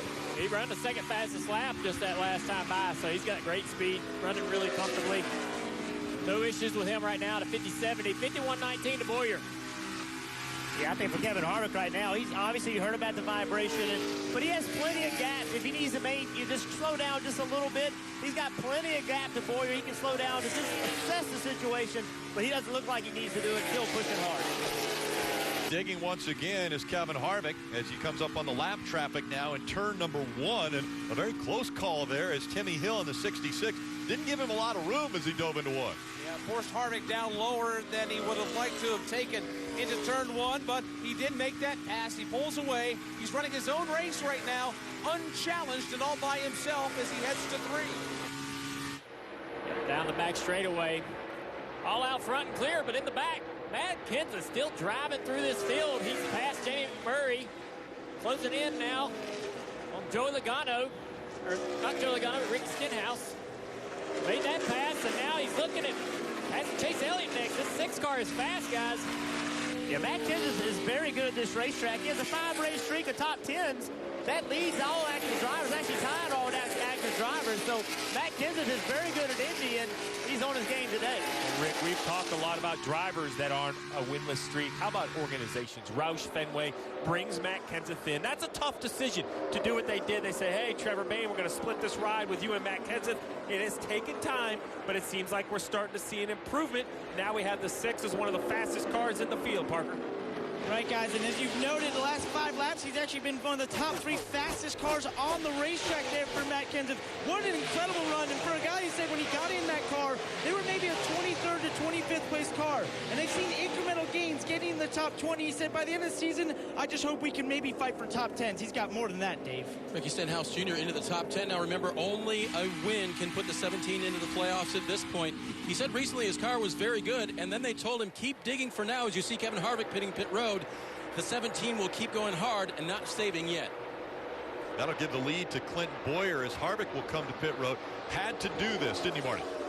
He did have to come to pit road after that vibration report, and also clearly they pitted 10 laps earlier than everybody else. We showed you that. They pitted on lap 42. A little bit too free for the 4 car, but he has been able to turn out some amazing laps for Kevin Harvick. And when his teammate Clint Boyer goes by, he is completely shut off, saving all the fuel he can to make it to the very end here. Harvick is going to be in a good spot, though, when this stage happens to play a little strategy and gain some track position. 4 fresh Goodyear tires here for Harvick in the Sunoco fuel he needs. So Harvick tops off with just 10 laps to go as we go NASCAR nonstop from Indy.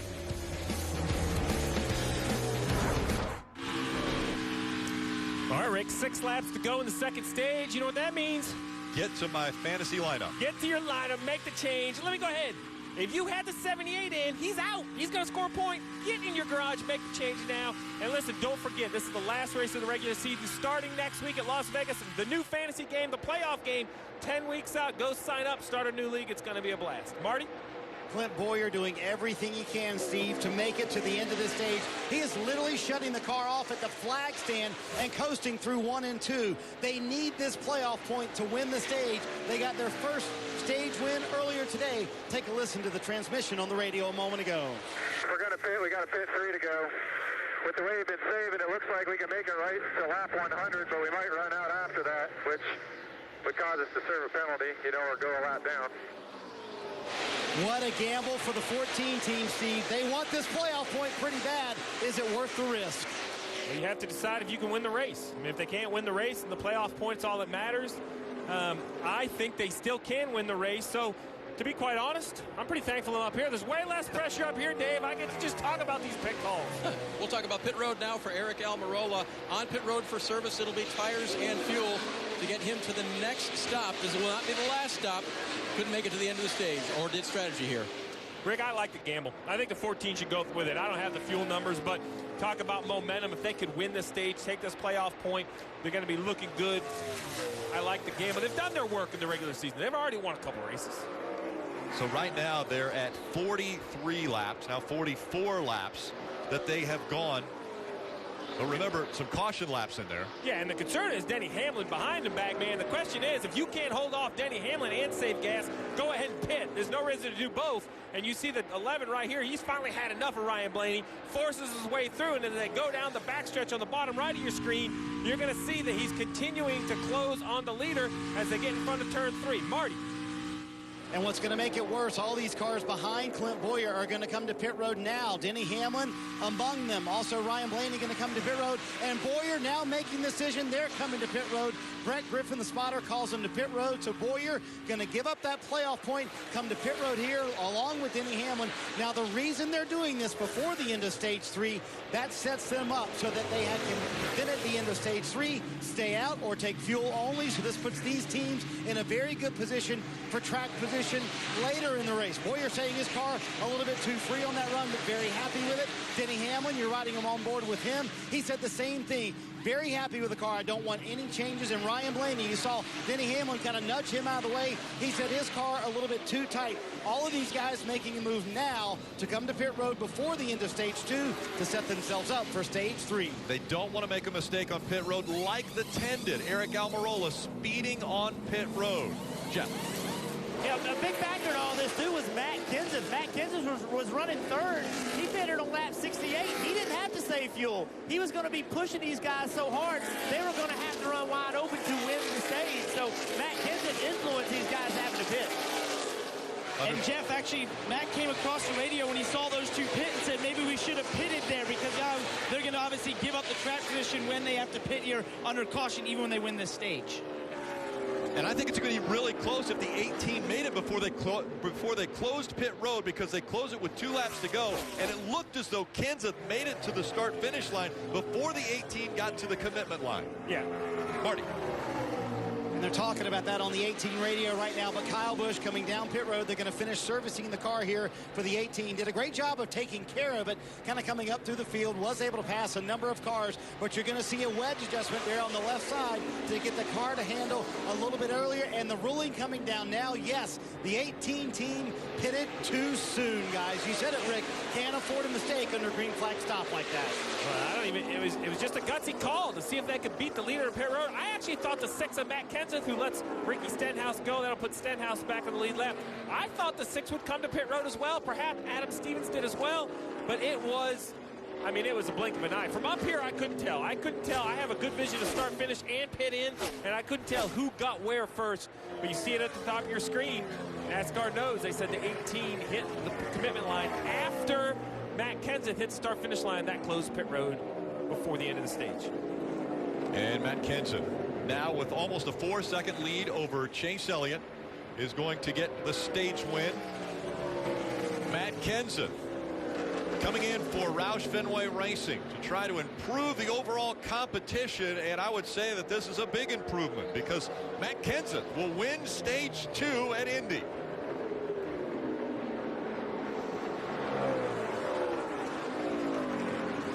Chase Elliott, Eric Jones, Joey Logano, and Kurt Busch rounding out the top 5 in stage 2, all getting points. Suarez, Keselowski, William Byron, Ryan Newman, and Jimmy Johnson also tacking on some points from that stage. But it's Matt Kenseth who's come back to the Cup Series with Roush Fenway Racing, and he wins stage 2.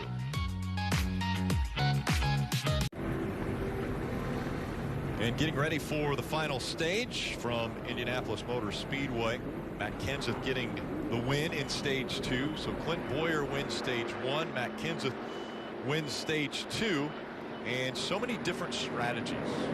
There are a ton of different strategies you're going to see right here. Matt Kenseth, Chase Elliott, they'll all hang a left and come to pit road. It's all the way down really in the 19th position. Clint Boyer, he'll probably stay on the racetrack. He was on pit road at lap 97. So now all these pit crews need to do their work. Drivers, no penalties driving through too many pit stalls. We've seen a lot of uncontrolled tires, Parker. Right, guys, and Matt was not happy about winning that stage. He said a stage win is cool, but it screwed us in terms of our track position, in terms of the leaders. And Matt Pusha admitted, yes, we should have pitted with 2 to go. They're going to do 4 Goodyear tires and Sunoco fuel, and also a piece of tape there on the front, just for you, Junior. Kelly. Eric Jones pits from the 3rd position. They've taken some big swings at this 20 car first to loosen him up, but now they need him. Now he's a little bit too tight, I should say. They're going to make an air pressure adjustment. 4 tires and fuel. The 9 of Chase Elliott said he was pretty good, but you saw they made a chassis adjustment there to the left rear. 4 Goodyear tires and Sunoco fuel for the 9. And the race off pit road. Going to be a tight one here. Kenseth and Chase Elliott, and of course Chase Elliott, how about that? Gets the nose just in front. Oh, man, that's close. So Chase Elliott gains a position. Matt Kenseth drops a position.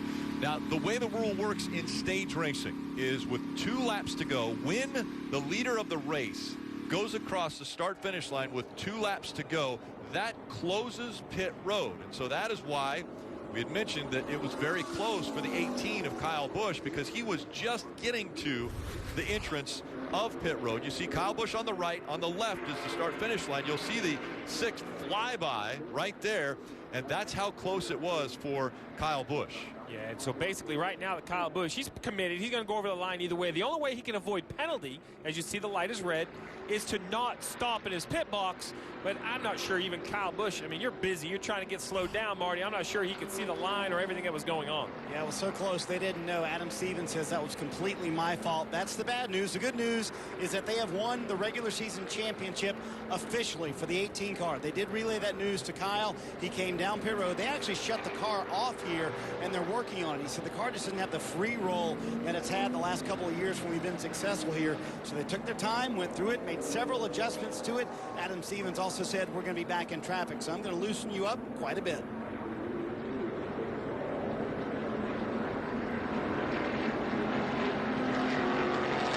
So we're going to have, as we've continued to say all day, just a jumbled up grid. We have William Byron currently as the leader. He was last on pit road at lap 77. He has 22 laps on his tires. Well, I think Darren Grubb's theory here is I can pit one more time and I can make it. You look at the left side of your screen. Boyer, Hamlin, Harvick, Larson, Blaney, McMurray, Stenhouse Jr. all took advantage of that strategy, pitting before the end of the stage. They also only have to pit one more time, as well as Chase Elliott, Kenseth, and all the guys that came at 102. So really the whole field is looking at one more pit stop. It's really how fresh are your tires and what track position you have, Marty, now that all of that strategy has unfolded. You know, Steve, all day long we've been wondering, like, what's gotten into Clint Boyer. He always says Indy's not one of his best racetracks. I figured it out. Did you give Boyer some tips before this race of how to run this place, Smoke? No, he's I think he does a little better here than he gives himself credit for, but he's done an awesome job today. You know, all of our cars are fast. They're just trying to minimize mistakes right now. That's the only thing that's hurt the 41 and the 10. So the other 2 guys, you know, Clint and Kevin are doing an awesome job. Just proud of everybody. We got 4 really fast cars here at Indy. You were up here, and there was a big talk about whether to go and finish that stage and try and get the playoff point. What side were you on? You came to pit road. I don't know, I had bigger balls than the rest of them did. I would have taken the chance, but, you know, that's why I also get myself in trouble, too. I put myself in those positions sometimes. But, you know, Booga did the right thing there. I mean, we got a fast race car.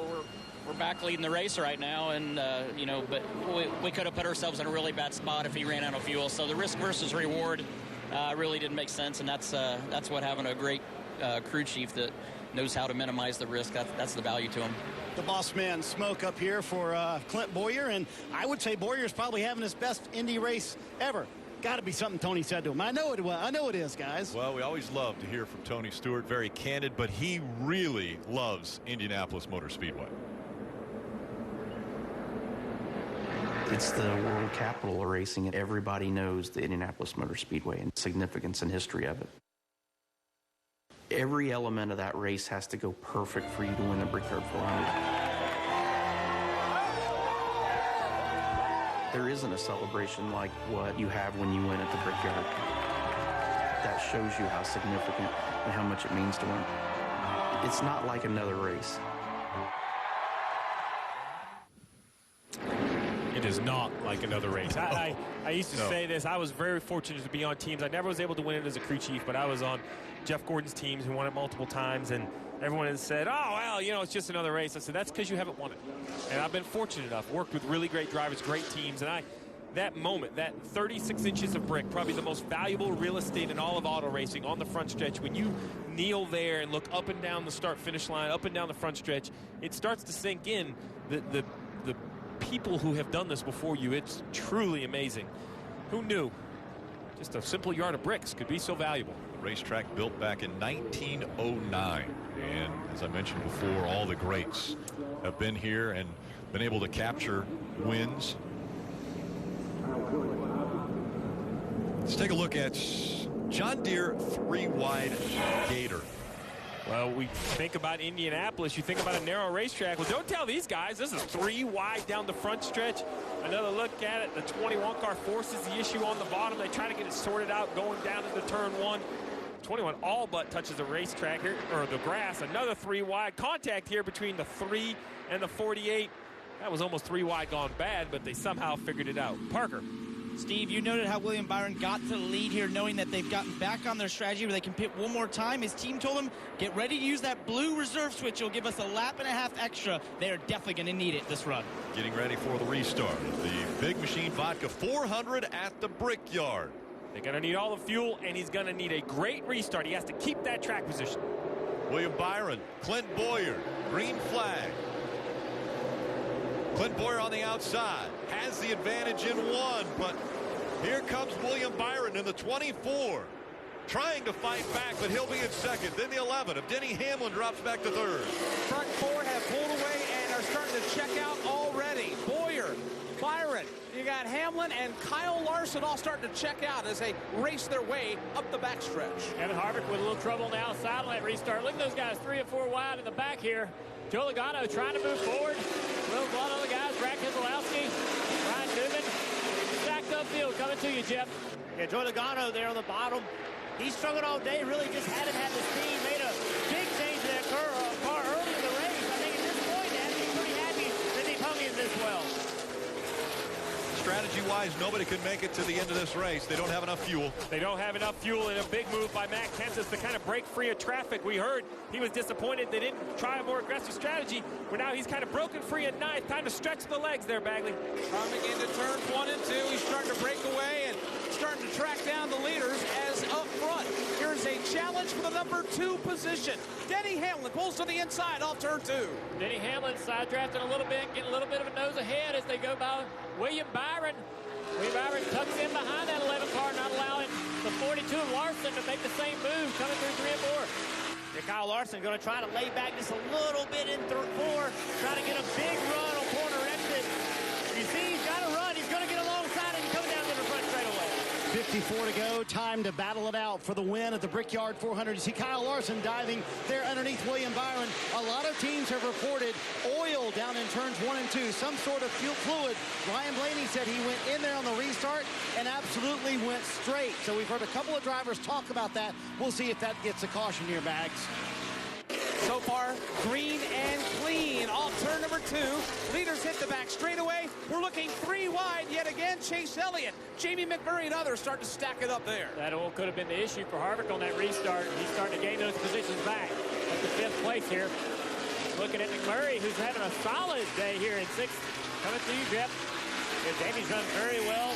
Heard those reports, and car owner said that he would not be back at the start next year. And Jamie McMurray was something to prove. You see, there again, Matt Kenseth on the move. 2 Roush Fenway Racing drivers fighting for position, but it's Kenseth who easily gets by Ricky Stenhouse Jr., and he'll take the 9th position away. He will slide underneath Stenhouse. He'll take that spot. Now he's got a lot more work to do. He's got William Byron directly ahead of him. And as you're looking on board with Ricky Stenhouse Jr., he's starting to watch Matt Kenseth slowly start to drive away. Stenhouse is elbows up there trying to keep that car under control off the corner. Matt Kenseth tracking down William Byron. Williams struggling up there with that car after starting on the front row. Parker Klingman said they added more tape to that 6 car. It's showing right now as he's driving up on that 24. And you know inside of that car, Matt Kenseth is happy. He's smiling. It's been a struggle getting back trying to help get this team righted, but it has not happened overnight. But Matt Kenseth showing right now that they have made huge improvements, making a move on William Byron. Remind you, Matt Kenseth wins this race. It doesn't affect the playoffs because Matt Kenseth not a full-time driver, not in the top 30 in points. But for Matt Kenseth to win, huge for Roush Fenway Racing. Well, I was going to say, it might not affect the playoffs, but it is going to single-handedly affect an organization. With the story of the 78 closing, you have to ask all these organizations, how strong are they? Think about Roush Fenway, what it would mean to go back to victory lane for the team, for the businesses, for the sponsors. It would be gigantic in the sport. Down into turn 3. He has that position on Byron, and now Stenhouse tries to take it as well. Stenhouse in the Rouse Ford as well, having a great run. Hey, you mentioned Stenhouse. He was over here the other night. We showed the dirt track. He ran over on the dirt track the other night. So this is not the first race of the weekend for Ricky Stenhouse Jr. 11th place finish in that midget race that was on Thursday nights. Clint Boyer out front, taking that forward around this 2.5-mile historic racetrack as we go NASCAR nonstop. And after the checkered flag here in Indianapolis, stay tuned for NASCAR America post-race show presented by Honda Power Sports.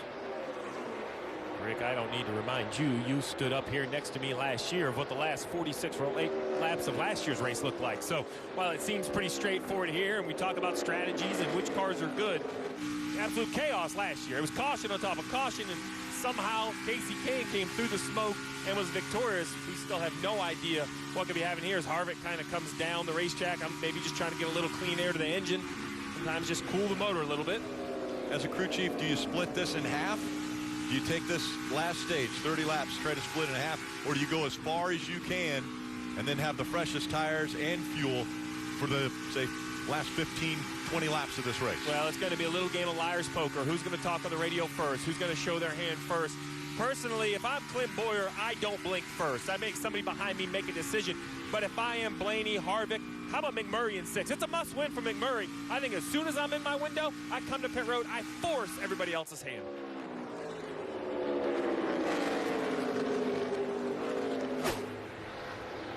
And as the field continues to work their way around the track, time for today's Toyota driver update. See the 19 of Daniel Suarez. His name came up the second that the 78 team of Furniture Row Racing mentioned that they were closing the doors because we knew that there was going to have to be a spot for last year's champion, Martin Truex Jr. and Cole Pearn, to move into. So the first name that came up was Daniel Suarez. Daniel's a very good race car driver. Young, you know, came into this series probably a year earlier than people thought he would. Carl Edwards walked out, gave him a spot, and now he's fighting for his existence in this series. But he's a challenging race car driver. He just needs a little more time. Dave. And Rick, his crew chief's name came up this weekend because Scott Graves and the team failed technical inspection 4 times. Daniel had to start this race in the rear. His car chief was ejected. And so, actually, I think it was 3 times. I didn't mean to say 4 times. But anyway, they had to start at the rear of the field. Has had a fairly decent day. One thing to note, on the last green flag run, they had 28 green flag laps and had a little bit of cording on the right front. So Daniel's been a little bit more delicate with that car this run. Can you be delicate and run 13th? Because Well, no, right now is where Suarez is. You just asked the question of how you break up the final run. Well, there's your answer if you're the 19. You know how far you go on a right front tire. Don't pit and force yourself to go 42 laps. They may force to be run long to make sure they can make it on the last right front tire. Listen, as a crew chief, you got to be light on your feet. And here we go. Matt Kenseth continues to inch in on Chase Elliott. What a great run for him this afternoon. I don't think his name was on the tips of anyone's tongues as a favorite to win today, but at the right time with 43 to go, Junior, that car's starting to come to life, and he's a factor in this thing. They certainly keep seeming to make it better every time they come down Pier Road, and he's closing in on Chase Elliott to try to take that position in 7th. And James Murray, all these guys right there together, if he can get them quickly, move through into the top 5. Yeah, Matt ran these guys down. He was pretty far behind them, was able to run them down, but it's going to be difficult to make this fast. We talked about it all day long, how in these corners you lose downforce. It makes it very difficult, even if you have a little faster car. Kenseth within 6.5 seconds of race leader Clint Boyer. Denny Hamlin, Kyle Larson, Ryan Blaney, and Kevin Harvick are the top 5. You see Chase Elliott, he's running 7th. McMurray in 6th. Mentioned Boyer. Boyer now has led the most laps. As we take a look at today's lap leaders brought to you by Honda Power Sports. 28 laps led by Clint Boyer, Kyle Busch at 27, Harvick 22, Denny Hamlin 21. So 4 different drivers, over 90 laps led by those 4 drivers. Marty. So the big debate now, when does the final window open for that last stop? Mike Bagaravich having a conversation a moment ago with the spotter, Brett Griffin. Listen. The window is going to open for making it to the end of the race, so just keep me posted on who pits. I'm not going to be the first car to pit. And that window opens in 1 more lap. And as Steve, as you mentioned, you don't want to be the first one to pit, especially if you're the leader, Clint Boyer. Kyle Busch also coming down pit road right now. He's at the right rear of that tire, and that car is going down. So Kyle Busch coming down pit road with a right rear that is going down. And this would be on the very edge of Kyle Busch being able to make it all the way. If it cycles out, they should be fine because everybody should be pitting in the next 5 to 10 laps. You know, we mentioned this, the 14, he doesn't want to be first, and the reason he's asking his spotter, just this place is so big. When you sit down up pit road, you can't really see everything. It's easy to get kind of tunnel vision, forget what's going on. So, hey, you're my teammate up there. Don't leave me hanging. I definitely don't want to be the 8th or 10th guy. He was running 16th. And again, Kyle Busch came to pit road when pit road was closed at the end of stage 2. See smoke coming out of the back for Chris Buescher. Yeah, I saw him coming into turn 3 with a flat left rear tire. Great save to keep that car out of the fence and out of trouble. We're going to stay green. Stays green means Clint Boyer continues to set the pace around this racetrack. Parker. Guys, William Byron just came on the radio and said he might have had a tire issue on the right front. He's down on pit road. Remember, he hadn't pitted since lap 77. They were stretching the fuel as far as they could to get in the window to do this on 1 more stop. It's before Goodyear Tires Sunoco fuel for the rookie. Problem with that strategy, he will more than likely lose a lap and be a lap down. As we go NASCAR nonstop, Boyer still in front at Indy.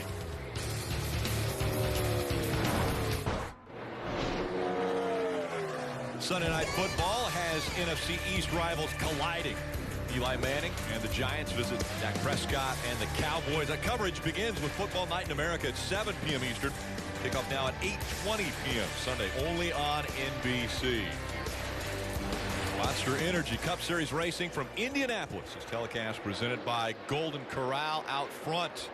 The 14 of Clint Boyer. Now 35 laps he has led. He has a 1.1 second lead over Denny Hamlin. Clint Boyer comes into turn 2. Again, he'll dial up the bottom lane of the racetrack.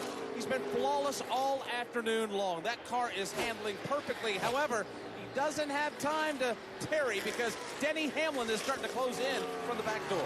Definitely, these 2 guys have had the 2 most outstanding cars all day long. Clint Boyer showed it earlier today. Clint, as well as Denny Hamlin, great speed by both these guys as they stretched their lead out over Kyle Larson. Yeah, if I'm Clint Boyer right now, I can't get out of my head. Bristol had a chance to win Bristol late in the race, leading didn't get a great restart. Teammate ends up winning the race. Well, now with 35 to go, leading the Brickyard 400, I got to find a way to make this happen. Well, you see at the top of the screen, Clinton Boyer is leading. Well, Denny Hamlin jumps to 14, comes to pit road a lap early, Marty. Tries to get those fresh tires, get an advantage on Clinton Boyer. Mike Wheeler making the call here, and really there are only 3 cars that can kind of play this strategy and not go a lap down. Denny Hamlin was one of those 3 cars, only a second behind Clint Boyer. Mike Wheeler making the call here to bring into pit road a little bit earlier than the 14, seeing if they can maybe jump him a little bit. Hamlin with a clean execution thus far. Very happy with the race car. No changes on this final stop, Dave. Marty, David McMurray's team got his car right about halfway through the race, and they've just been working on racing lines since then. Here he'll take on 4 Goodyear tires and a full load of Sunoco fuel to try to get the 2010 winner back to the front. I think this is a missed opportunity by the 14. I understand how Denny Hamlin got to pit road first because he was in second, so you don't know what he's going to do.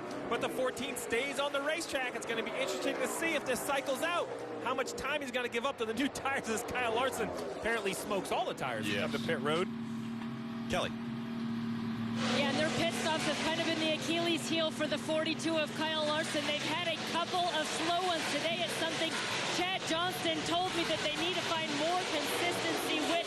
The last time they asked Kyle how his car was doing, he said it was fine, but you see they're going to make a chassis adjustment there as well as giving him 4 Goodyear tires and Sunoco fuel, Marty. Clint Boyer, the leader, coming down pit road. Also, Kevin Harvick, his teammate, also coming down pit road. You see Harvick here in this pit stall. A little bit of problems with the car running hot. Not anything they were overly worried about for Kevin Harvick and his race team, who at times have been the fastest car here at Indianapolis, but running 5th when he came to pit road this time. Clint Boyer now coming down pit road. Boyer said it starts off too free, and then it gets really good.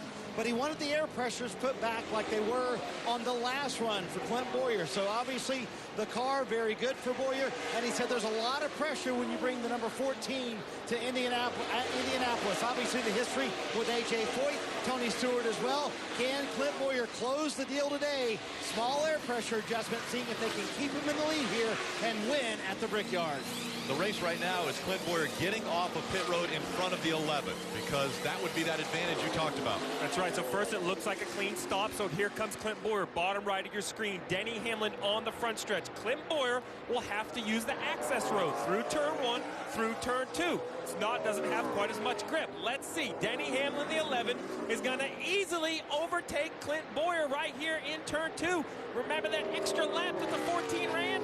Well, it's going to cost them what could be the lead. We still have a lot of cars to pit, but in my mind, that's the lead for the Brickyard 400. Unbelievable turn of events. You said it, Steve. I think the 14 obviously lost a little bit of time staying out a little longer, staying out that extra lap, but it also appears that everything the 11 did on pit road as far as getting on and off pit road was much, much better.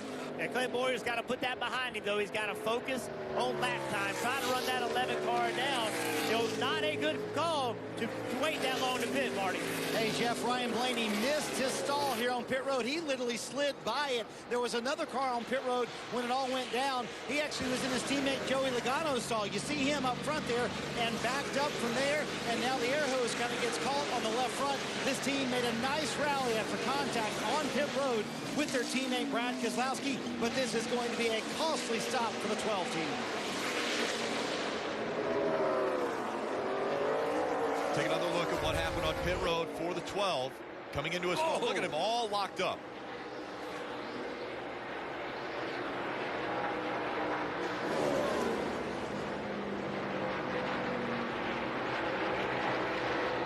And that's a missing your pit sign situation there, as the 22 of Joey Logano coming off of pit road and blending back on the back stretch as he chases after the 41.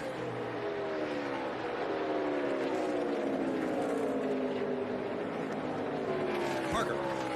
And guys, it was disaster for Matt Kenseth on pit road. He pitted out of 5th place, but when he came in, it was all good on the right side, but the car actually fell off the jack on the left side. So you see the team running around here. They're going to run around the left side. You're going to see them try to jack it up, and it's going to fall off. And this ensued and kept him a long time in the pits. He's now a lap down from being inside the top 5. Horrible for such a good run that they were having inside that 6th car. We heard Tony Stewart say earlier, you can't make mistakes. You have to have a perfect race if you want to win the Brickyard 400. Dave. 17 car, Ricky Stenhouse, had a little bit of a loose condition in this race car earlier. That's what they'll try to adjust out of it here with 4 Goodyear tires and Sunoco fuel. Stenhouse running, remember, John Deere colors last week in a retro scheme. This weekend, a brand new scheme for John Deere, joining Roush Fenway Racing for these 2 races. 2 crown jewels in a row.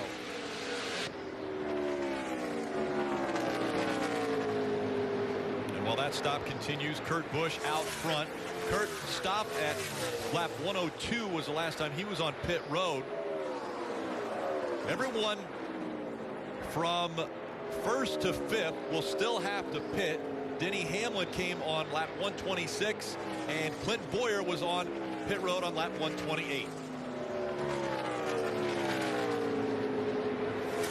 See, Denny Hamlin has about a 20 or 25 car length lead over Clint Boyer. You mentioned the 5 have to pit, but that strategy is if you get a yellow, you want the freshest tires. Denny Hamlin knows this is for the Brickyard 400, trying to get by lap traffic. Mike trying to stay in front of that 14. Lots of work to do for Denny Hamlin. To your point, Stevie, get around the lap traffic and don't let Clint Boyer catch you. That's going to be the battle to watch. Right now, Hamlin's in control of that battle. Junior with a lot of real estate between himself and the 14. Boyer's been faster over the last few laps, but slowly chipping away with that distance between him and Denny Hamlin. But I just don't know if he'll have enough to get by him. It's going to be tough. Hamlin's car performing awesome all day long. Yeah, Boyer has been a little bit faster. Got hung up a little bit with lap traffic. That cost him on that lap, and that's going to be a huge role. Which one of these guys can get through lap traffic? But Clint Boyer seems to have a little bit faster race car. And the gap between the two about a second. As we take a look at today's Ram trucks proven to last. Well, pit mistakes, we've seen many. We're not sure if they're done pitting. If we get yellows, they may come to pit road again. Think about the restarts. They have been crazy. The yellows will have that. And then very simply, the pressure. We hear the names that have won here. The pressure of a crown jewel race. Denny Hamlin, Clint Boyer both want to win a Brickyard. Will the pressure of the event change what they do behind the wheel? Let's listen into actually the winner of a Daytona 500, Denny Hamlin. So we don't know how he'll handle the pressure, but this is what they said on the radio. I can't correct the car, so I've got to drive this foot straight. Marty. And they don't know what that issue is in the 11 car. It could be a power steering issue for Denny Hamlin. He's saying he's just having to turn the wheel a lot harder all of a sudden to get everything to work.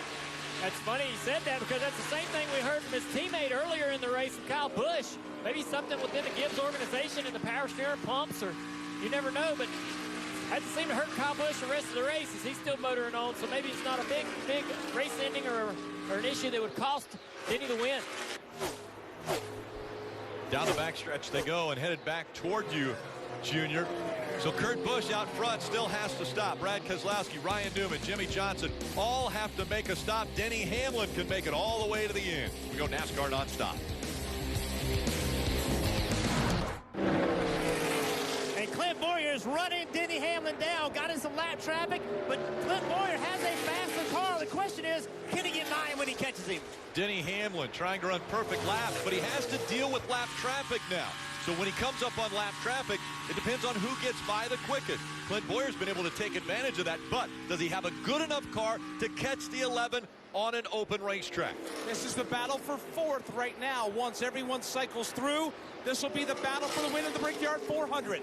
Denny Hamlin, Clint Boyer, separated by 6 car lengths off turn 2. Denny Hamlin with a strong race car today. I really don't know if Boyer's quick enough to stay there, but neither one of them seem to be able to work lap traffic better than the other. I don't know if Boyer's going to be able to close in enough to give the aero issue with the 11 car.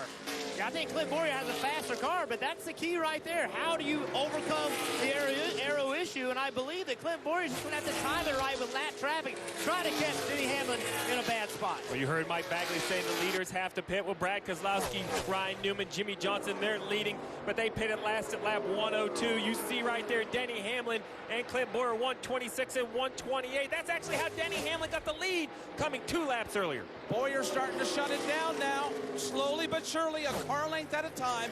Boyer, at least here at the south end of the racetrack, is starting to cut into that advantage that Denny has. Last lap, they ran pretty much equal times. 50-39 to Hamlin, 50-40 to Boyer. Boyer closes on this straightaway, but then as they go through the turns, Denny's car really getting through the corner here in turn 3.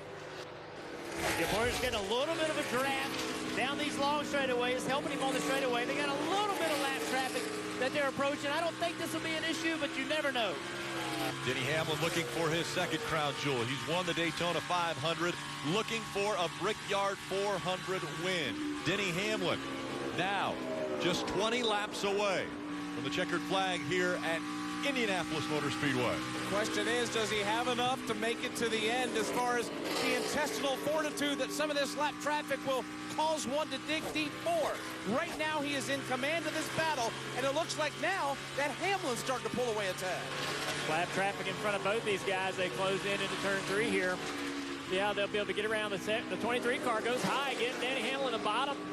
He'll be able to exit turn 3, no problem. And this is going to slow up to 14 just a little bit as he has an inner shallow into 4. Yeah, that actually hurt Clint Boyer more than it hurt Denny Hamlin for sure. And just a lap before, the 31 car, Ryan Newman, he pitted from second place. 31 career wins behind the wheel of the 11. 10 career wins behind the wheel of the 14. The pressure, a crown jewel. Who can put the last 19 laps together?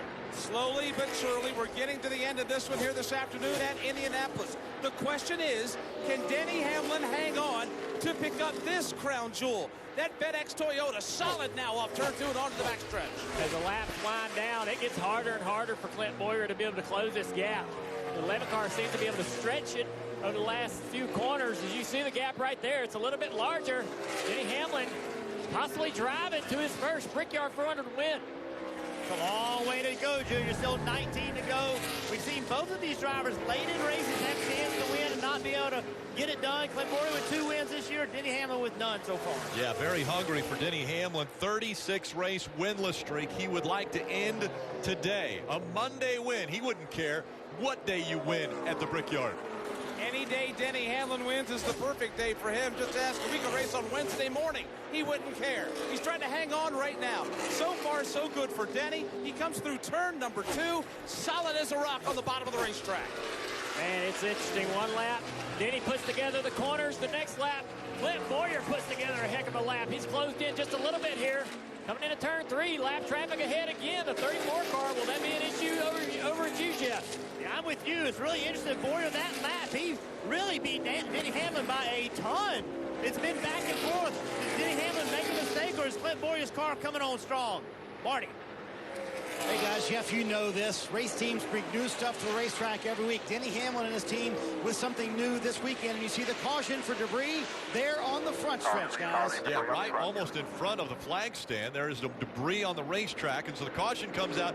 I believe one of your keys was restarts. Crazy restarts, and we're going to see another one. Well, it starts with pit stops. First, the crew chief has to make a decision. How much do tires matter? I don't believe you could pit from the front row of the Brickyard 400. We have seen track position matter so much, but someone's going to pit, and where along the line will it be? Will it be 4th? Will it be 6th? As we take a look, you see the debris fly onto the racetrack right there. A big piece of sheet metal. It's going to have to be picked up. So who pits? Where do they pit from? What position? And then after all that, you mentioned it, Rick, through the gears. A week ago, it was Brad Keselowski's team who had a great stop and was able to get his car out in front. Restart so important. Once again, will it come down to a race team making a flawless stop, getting their driver out on to the racetrack first? Well, you mentioned that heartbreak. Well, it was at the expense of Kyle Larson. He led 284 laps to ended up finish 3rd. Well, who's running 3rd currently? Kyle Larson. Can he say, you haven't seen me all day, but guess what? I'm going to sneak up. You took my crown jewel. I'm going to take the ring off your finger. I'm going to try to win the Brickyard. Denny Hamlin, Clint Boyer, Kyle Larson, Jamie McMurray, Brad Keselowski, the top 5. Hey, man, how about Jamie McMurray? No wins this year. You're talking about a guy that has nothing to lose and everything to gain. Running in 4th right now, Steve. If I'm his crew chief, I'm going to do whatever I can to give him a shot to win this race. If he were to win this race, he's in the playoffs. And that would butt Alex Bowman out. And you have to believe Jamie would follow that by doing whatever he had. The news broke. What did Chip Ganassi say? Jamie McMurray will not be back full-time in the 1 car next year. He can run the 500 for us if he wants to, but that's it. That's his only plans. We don't know what the future holds for him. I don't know if Jamie knows what the future holds for him, but I can assure you whatever that future is, it would make much, much sweeter if he got to run the rest of 2018 in the playoffs. Along with Jamie Murray, I think you got to look back and think Daniel Suarez in 9th position. This is an opportunity for those guys to throw that Hail Mary we've been talking about all week long. Heck, we've been talking about it for a month leading up to this race, that teams will be in position to do something incredibly extraordinary with their pit stop strategy. Steve, is this the moment where one of those guys makes that type of move? Well, I think it's going to be split, right? I mean, the question is, will McMurray start 4th? What do the leaders do? Do they pit? It's going to happen right in front of you, Burton, over there in turn 4.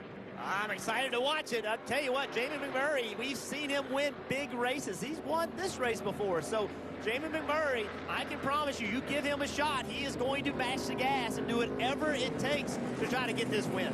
I really think I have to be on the front row. If I can't start in the front row, I'm thinking tires. I think the 11 stays out, the 14 stays out. But I believe the 42 is going to drag the rest with him. This is what it looks like. Oh, and some guys turned back right, but only a few. McMurray turned back off of pit road to stay out and get that track position. Quite a few cars stayed on the track to stay on the lead lap. And Rick, it sounds like the 42 team was waiting to see what those leaders ahead of him would do. Kyle Larson pitting from the 3rd position. He said he was tight to start, but then freed up a little bit. And Chad Johnson making the call for 4 Goodyear tires, Marty. Kyle Busch has worked his way back up into the top 10. He and Ryan Blaney and Joey Logano all taking advantage here with some fresh tires. We'll see if they can get a very good restart. Going to be 4 for Kyle Busch coming down pit road. Car was a little bit too free on that run. Great stop for the 18 team. With 42 and 9 will stay in front of them as that race off pit road won by Kyle Larson. Rick, so many cars stayed on the racetrack. It's going to take a lap for me to figure out who's where. We need timing and scoring to refresh, because you mentioned it. Some took the left to come to pit road. Some went back on the racetrack. I think Jamie McMurray saw he was going to line up on the inside, right? He saw the 42 pit, so he said, well, this puts me on the inside. If I can clear whoever's on the outside, you know, if he can somehow clear him off turn 2, you never know. Remember, he can win at this racetrack. He's done it before. Did it back in 2010. It was a big year for Chip Ganassi Racing. He had won the Daytona 500 earlier, wins the Brickyard 400. Chip Ganassi 5 Indy 500 wins as well. So Jamie McMurray, whose future in the Monster Energy Cup Series is up in the air now after the announcement earlier that he will not be full-time in 2019 with Chip Ganassi Racing and that one car. I go back to what Tony Stewart said. You mentioned it. Everything has to go perfect. And there's just something about this race. It just never is smooth. It's never easy. 15 to go. It looks like it's going to be a battle between 2 drivers. A piece of debris comes on the front stretch. The caution has to be thrown. Then it's the decision to pit. Then the pit crews have to perform. And now it's going to be about restarts. We don't know. 1, 2, 3. We have no idea how many restarts we're going to get. At a place, guys, Jeff Jr., this place is just crazy for restarts through 1 and 2. Oh, it is nuts. And I think you're right. I think Jamie McMurray, I think part of his strategy was he saw one person pit in front of him. That means immediately he picks up one spot, starts on the inside. I think it was a good call. This gives him his best shot to win, but the determination of whether you're going to win or not could happen at the launch. You got to launch well, you got to get through turn 1 well, and then of course through turn 2. And we've seen how crazy they get. Think about last year's race, wreck after wreck after wreck. It's going to get wild here in a few laps. Yeah, I agree. I think that this only works if he's willing to do whatever it takes, and that's have the most incredible, probably restart of his life here, as he bears down on this field going into turn 1. He's got to be in position to be battling for the lead. Like Steve said, you want to be on that front row. That's where we think it'll be decided between those 2 guys. But somehow Jamie has to put himself in that position and take those 2 front spots. Dave. Matt McCall getting some final conversation with the crew and with Jamie, making sure he's not being communicated with. Go ahead. I don't want you to miss anything right now because you stayed out for track position over those tires. How was that decision made? Yeah, I mean, obviously we need track position. I feel like our car's been okay. We got off on the balance to start the race a little bit. Jamie's done a good job maintaining here. And I mean, obviously, how many ever laps are left? 14 or 15? I don't know what it is right now, but we'll see how it pans out. I was going to say, we talked this morning, and he's good here, even without practice on most weekends, right? Correct. That's sort of our forte. I don't know if that's a good thing, but it happened more often than not. Happened just last week. 2 times in practice, Marty. They lost an engine, and he still only had 12 laps of practice. Finished 9th at Darlington, hoping for a better day today. Well, Dave, Mike Wheeler and Denny Hamlin have won the Daytona 500, the Southern 500, trying for their third crown jewel now with the Brickyard 400. And what worries you about this restart with 13 to go? Getting through the gears and getting through turn one. If we can do that, we got a good shot. Obviously got control of the race, so that was big. Can't thank the guys at the shop enough in the A-team. They worked their butts off the last couple of weeks getting this thing ready, getting ready for the chase, and we've put ourselves in position. We've heard some power steering issues with the A-team. We've heard Denny say that it's kind of tough to steer as well. Any concern there for this last few laps? Only concern is on him. Hopefully can hang on to it. Nothing can fix right now, so you got to do the best you can.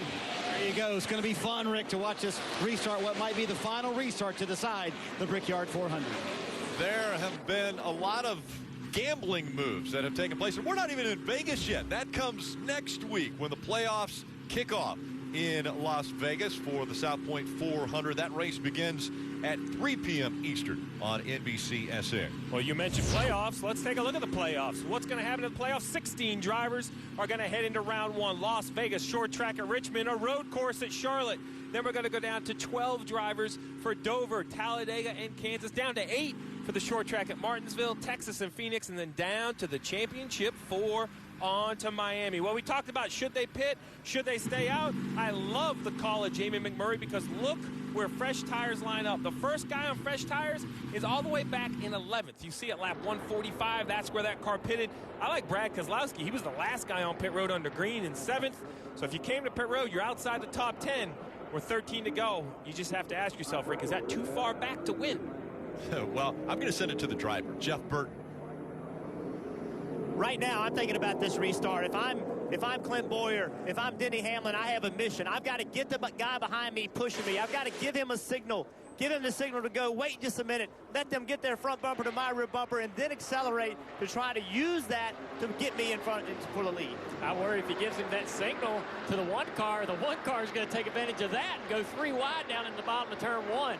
And that could just be terrible for everybody except for Jamie McMurray, obviously. We've seen Clint Bowyer restart on the outside several times today. He's taken the lead many times doing that. I think I'm a Clint Bowyer man. I'm betting on him to take advantage of this restart and take it to Denny Hamlin and be leading off of turn 2. Could this be the final restart? There'll be 12 laps to go on the inside. It's Denny Hamlin. FedEx tweeted earlier today, we deliver possibilities. Well, it's possible. The Brickyard 400 could be won by Denny Hamlin. Back up through the gears they go. Clint Bowyer tucks in behind him. He's running second. Just behind him, Jamie McMurray trying to make the move now for second. Here comes McMurray. He gets into Bowyer. Bowyer will hang on to the car. Holy cow, what a move by Bowyer. A handful coming out of turn number 1. He'll hang on to second. McMurray backs away, lets him correct the car in the short chute. Even with that going on, Denny Hamlin has a tremendous lead. What a jump on that restart. Huge jump going on that restart down into turn 1. Had everybody asleep. Clint Bowyer fighting for that second spot. Look at Jamie Murray slips up a little bit as he's having a battle right now with Eric Jones. Jamie Murray had his shot right there. He cut Bowyer some slack, in my opinion. He could have stayed into the rear bumper of Bowyer and spun him around. Chose not to do it. Now a big lead for Denny Hamlin coming up on 11 laps to go from Indy. Bowyer running second, McMurray and Eric Jones up into the 4th position. Kevin Harvick drops back to 5th. Jamie McMurray's just trying to hang on to 3rd. He has fallen into the clutches of Eric Jones, while Kevin Harvick now sees Brad Keselowski punch a hole to his inside. Keselowski will drop down low. He will pick up position number 5 off turn 2. There's Brad Keselowski coming into turn 3 down the back straightaway. Denny Hamlin still with a huge lead. Clint Bowyer in 2nd place. Now with a huge lead over Jamie McMurray. No lap traffic for these guys. Clear sailing for the leader. Yeah, Clint Bowyer, I still believe Clint Bowyer's a little bit quicker. He was 0.2 of a second quicker on that last lap than Denny Hamlin was. Clint Bowyer still has time, but he's going to do everything perfectly if he's going to get to him. Well, this all started on the restart. You guys mentioned it, perhaps the restart of the day, maybe the restart of the life, the 11. He gets out there, and then Bowyer trying to protect Jamie McMurray. He's in a must-win. He hits him at the bumper once, and like you said, Jeff, kind of cut him a little slack, let him back in line. Now the 14 has to put laps together, try to catch Denny Hamlin, but don't sleep on the 4th place guy, Brad Keselowski. He has about 15 lap fresher tires, Rick, one more restart, and he's going to be right in position. Yeah, Denny Hamlin, he's safe, man. This car's turning great laps. Bowyer's a little quicker, but only a couple thousand. That's not going to be enough as they come to 9 to go. I think if Denny puts all the corners together, Clint's not going to get close enough to make a pass. It will be difficult. It's so hard. We just keep talking about it, this racetrack specifically, aerodynamically, Clint Boyer at disadvantage. I think Clint's got a faster car, but it's going to be hard for him to make it work. Top two have separated themselves. Now, the gap as they cross the finish line, it was 0.8 of a second. Hamlin to Boyer. Can he continue to close the gap with these 9 laps to go in this race? We've seen this before in this race this afternoon. Clint Boyer trying to catch Denny Hamlin. He got to a certain point, and then he had to back away. Trouble for Austin Dillon. Turn 1. Dillon is up against the outside wall, makes contact. Flat right side tires as Austin's trying to bring that car down to the bottom of the racetrack. He is clear. He pulls it to the bottom off turn 2. A lot of damage, though, as he pancakes the right side of that car. And will this bring out a caution? That's the big question. And if it does, Brad Keselowski on those fresher tires is looking wonderful. He has passed Jamie McMurray. That strategy. He knew he couldn't win it pitting early, so what do? They pit late. They run to the end of their window. Here he is in the 3rd position, the freshest tires. Austin Dillon looks like he's going to be able to get to the access road, but here's what happened.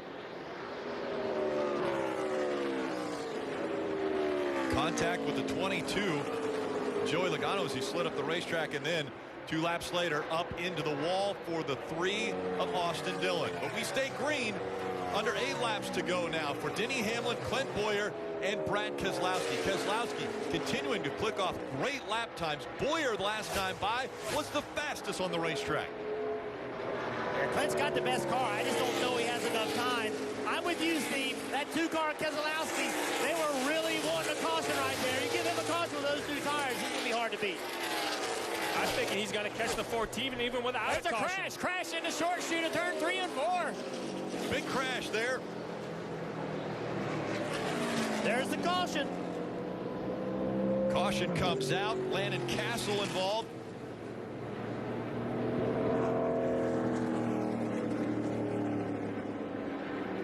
Heavy damage on the 00 of Landon Castle. Saw he was running 28th.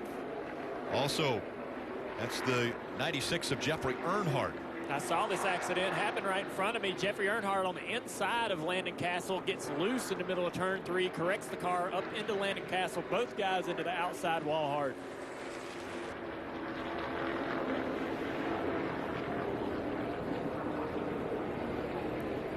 And a ton of damage to the right front. Actually now flames underneath the hood of the 00 of Landon Castle.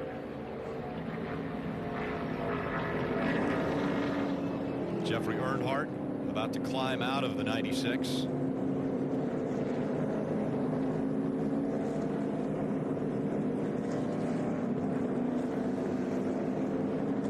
And it now becomes a shootout. Are Denny Hamlin and Clint Boyer sitting ducks? Well, that last lap, Rick, the 2 of Brad Keselowski was 0.7 of a second faster than the leaders. Will this caution let the leaders cool their tires? Here's a replay of the crash. Jeffrey Earnhardt. You see Jeffrey get loose. It's just side by side through the corner is tough here, and it takes the side force off of the inside car. And if you're in that car, you have to be ready and know that and try to anticipate it. Hard to do, though. And what a huge impact from both of those cars. You see the 00 Landon Castle kind of got squeezed into the wall, and both of those guys hit really hard. We've already seen Jeffrey Earnhardt climb out of the 96. Look at this right here. It just squeezes Castle. That is a major impact for both drivers.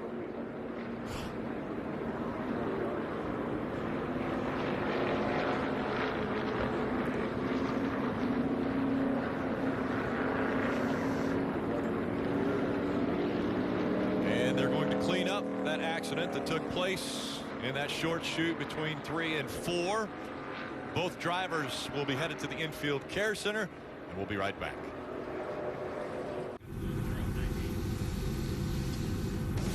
And now, just under 5 laps remaining. Monster Energy Cup Series racing from Indianapolis. Telecast presented by Golden Corral. Up front, Denny Hamlin, Clint Boyer will make up row 1. Still the decision to be made Which line will Denny Hamlin choose? He has the option of the inside or the outside. Brad Keselowski, though, a lot fresher tires for Brad Keselowski, who's running third. Jamie McMurray fourth. Eric Jones in fifth. Mentioned, could it be a new winner here at the Brickyard 400? Well, good. Well, you mentioned the players, Hamlin, Boyer, Keselowski. How did we get here? What was the strategies and the choices? Well, Denny Hamlin, he was the first guy to make the call. He was running behind Clint Boyer. You see Clint Boyer pass pit road. Denny Hamlin, he hangs a left under green flag, comes to the service of the number 11 FedEx crew. They work flawlessly. A beautiful pit stop, no issue. 2 laps later, Clint Boyer, number 14, also does a nice job, comes to pit road. The pit stop looks clean, no issue, but those 2 extra laps cost the 14. You see right here, the 11 takes the lead. The story, though, wasn't just these 2 race cars. Brad Keselowski, he waits 15 laps before he comes to pit road. 15 lap fresher tires. We think it's never going to matter. But Paul Wolf says you've got to give yourself a chance. This strategy gives him the much fresher tires. He'll be lining up in the 3rd position. Man, that's going to make that front row nervous, Rick. Well, it's going to be exciting once again. We've talked about the restarts and how great they are here at Indianapolis. The first guy that will see them is after they're exiting turn 1 will be Mike Bagley. And Bagman, we have seen some great things today. Yeah, we have. And I think we're getting ready to see some other things as well. Some pleasant for some pleasant for a lot of others. However, it's hold your breath time at Indianapolis. We've seen this play out before. We've seen these late race restarts and then caution after caution after caution. The laps are precious. The time is over, but the time is now for somebody to make a move. The question is, can anybody get around Denny Hamlin and win this race? Dale? On that last restart, Denny Hamlin got an incredible jump, best we've seen all day long. What will he do this time? Those guys saw that trick. Does he have another trick? Will he try that restart again? And also, these games on the front end of this field on restarts are going to create havoc for everyone in the back of the field. We saw it last year create issues with crashes and so forth. So these last final restarts are going to be very difficult for everyone involved. But what will Denny Hamlin try this time to beat Clint Boyer and Brad Keselowski down into turn 1? And Junior, I think that's the key. How do you beat Brad Keselowski? Not necessarily into 1, but off of 2. He's got much fresher tires. So I'm wondering if Denny Hamlin shouldn't pick the outside. Put Keselowski on the bottom behind Boyer. Get that great launch. Beat Boyer into turn 1, and now Keselowski's you have a car between you and Keselowski. It's a little bit of a gamble, but how else are you going to beat someone with that much fresher tires? I love everything they're saying about the front 2 rows, but 2 guys to keep in mind. Jamie McMurray outside row 2, Ryan Newman outside row 3. If either of those drivers win, they are playoff bound. They are currently outside. That is the only ticket available to the playoffs. That pushes Alex Bowman out. Even here we are with 4 laps to go in the regular season. It's still not over. It's still not determined what 16 will go to Las Vegas to race for a championship. McMurray, Newman running 4th and 6th. Could they be the spoilers for Alex Bowman today? Coming back into the restart zone. 3 laps of racing to go to determine the Brickyard 400 winner. Back up through the gears they go. Spinning the tires. The 14 of Clint Boyer. That allows the 2 of Keselowski to stay right on the back bumper of the 11 of Denny Hamlin. Hamlin leads. Keselowski runs 2nd. Fresher tires on the 2 as he wiggles. And here comes Keselowski rumbling out of the pocket, and he's trying to shut down the distance between himself and Denny Hamlin. Right now, put it at 4 car lengths on the back straightaway. Clear sailing for Denny Hamlin. I don't know. Brad Keselowski with those new tires is going to work hard these last few corners.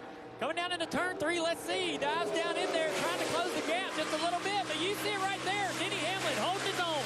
Keselowski's going to have to carry enough speed in turn 3 just to stay even, trying to beat him off before. You see, gain some ground coming to you, Rick.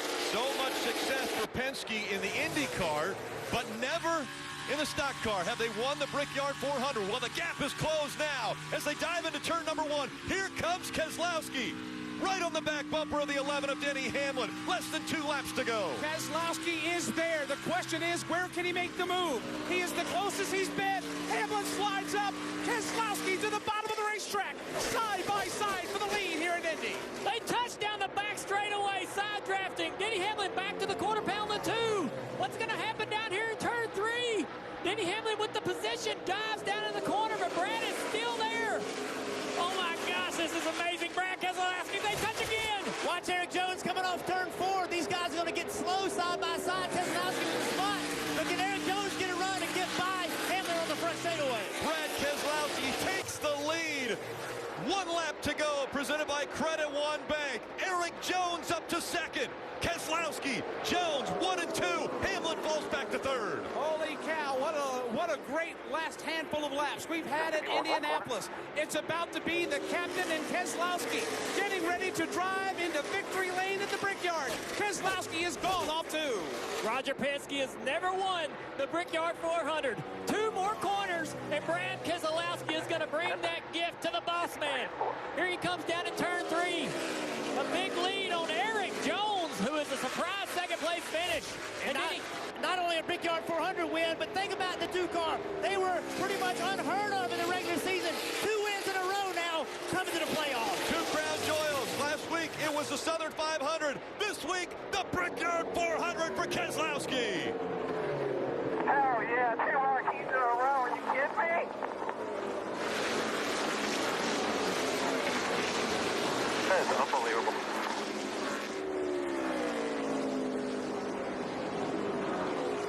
Thank you, everybody.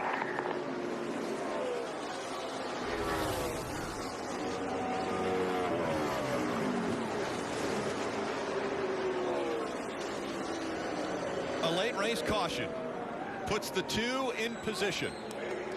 The fresher tires starting in the second row. Denny Hamlin, again, a great restart. Was able to pull out front, but the fresher tires and the domination of the 2 wins out to get the Brickyard 400.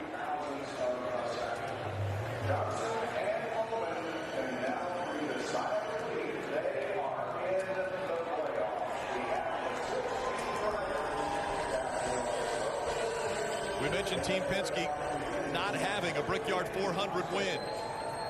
Well, this win for Team Penske overall is win number 499 for that organization. 17 times Roger Penske has won the Indy 500.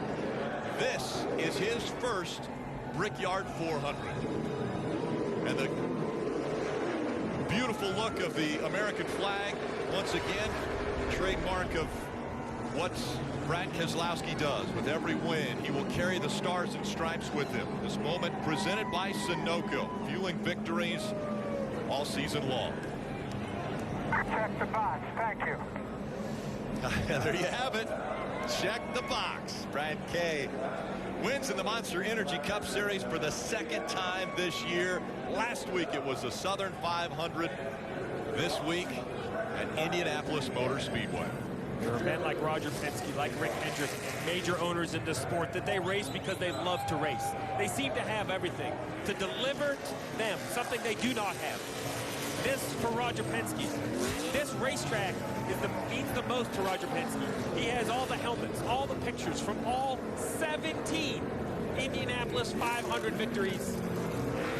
He delivered a championship to Roger Penske. Now he's delivered a Brickyard 400. So do you think this helmet goes? I hope Brad doesn't love it, because I don't think he's going to have it next week. This helmet probably will join those 17 winning on these hallowed grounds. First win at Indianapolis since 1999 for Ford. It has been a long time since the Blue Oval has been able to get to victory lane here.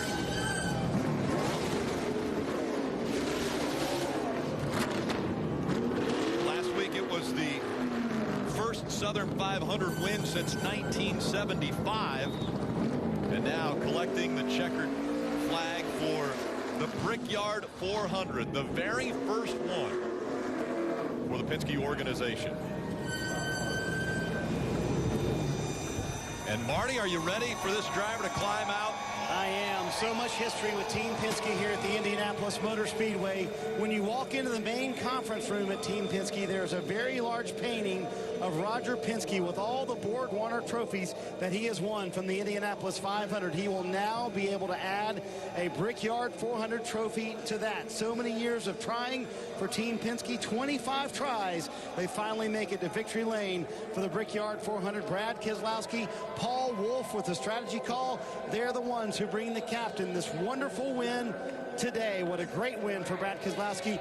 And a week ago, he had never won a major event in the Cup Series. He has now won back-to-back majors with the Southern 500 and the Brickyard 400. It's going to be a popular win as he salutes the fans.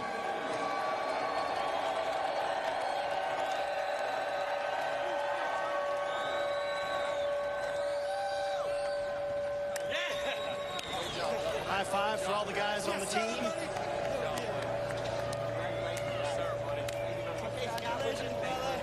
Folks at Ford. And Brad, it sounded like there was some emotion in there. I've got to know those final few laps with Denny Hamlin. That was an outright duel.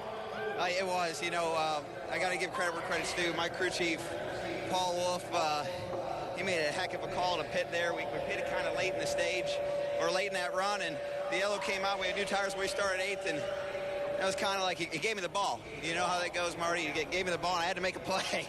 And I'm like, dang, it's going to be tough. But, you know, we weren't a dominant car by any means, but Paul and everybody executed an incredible race.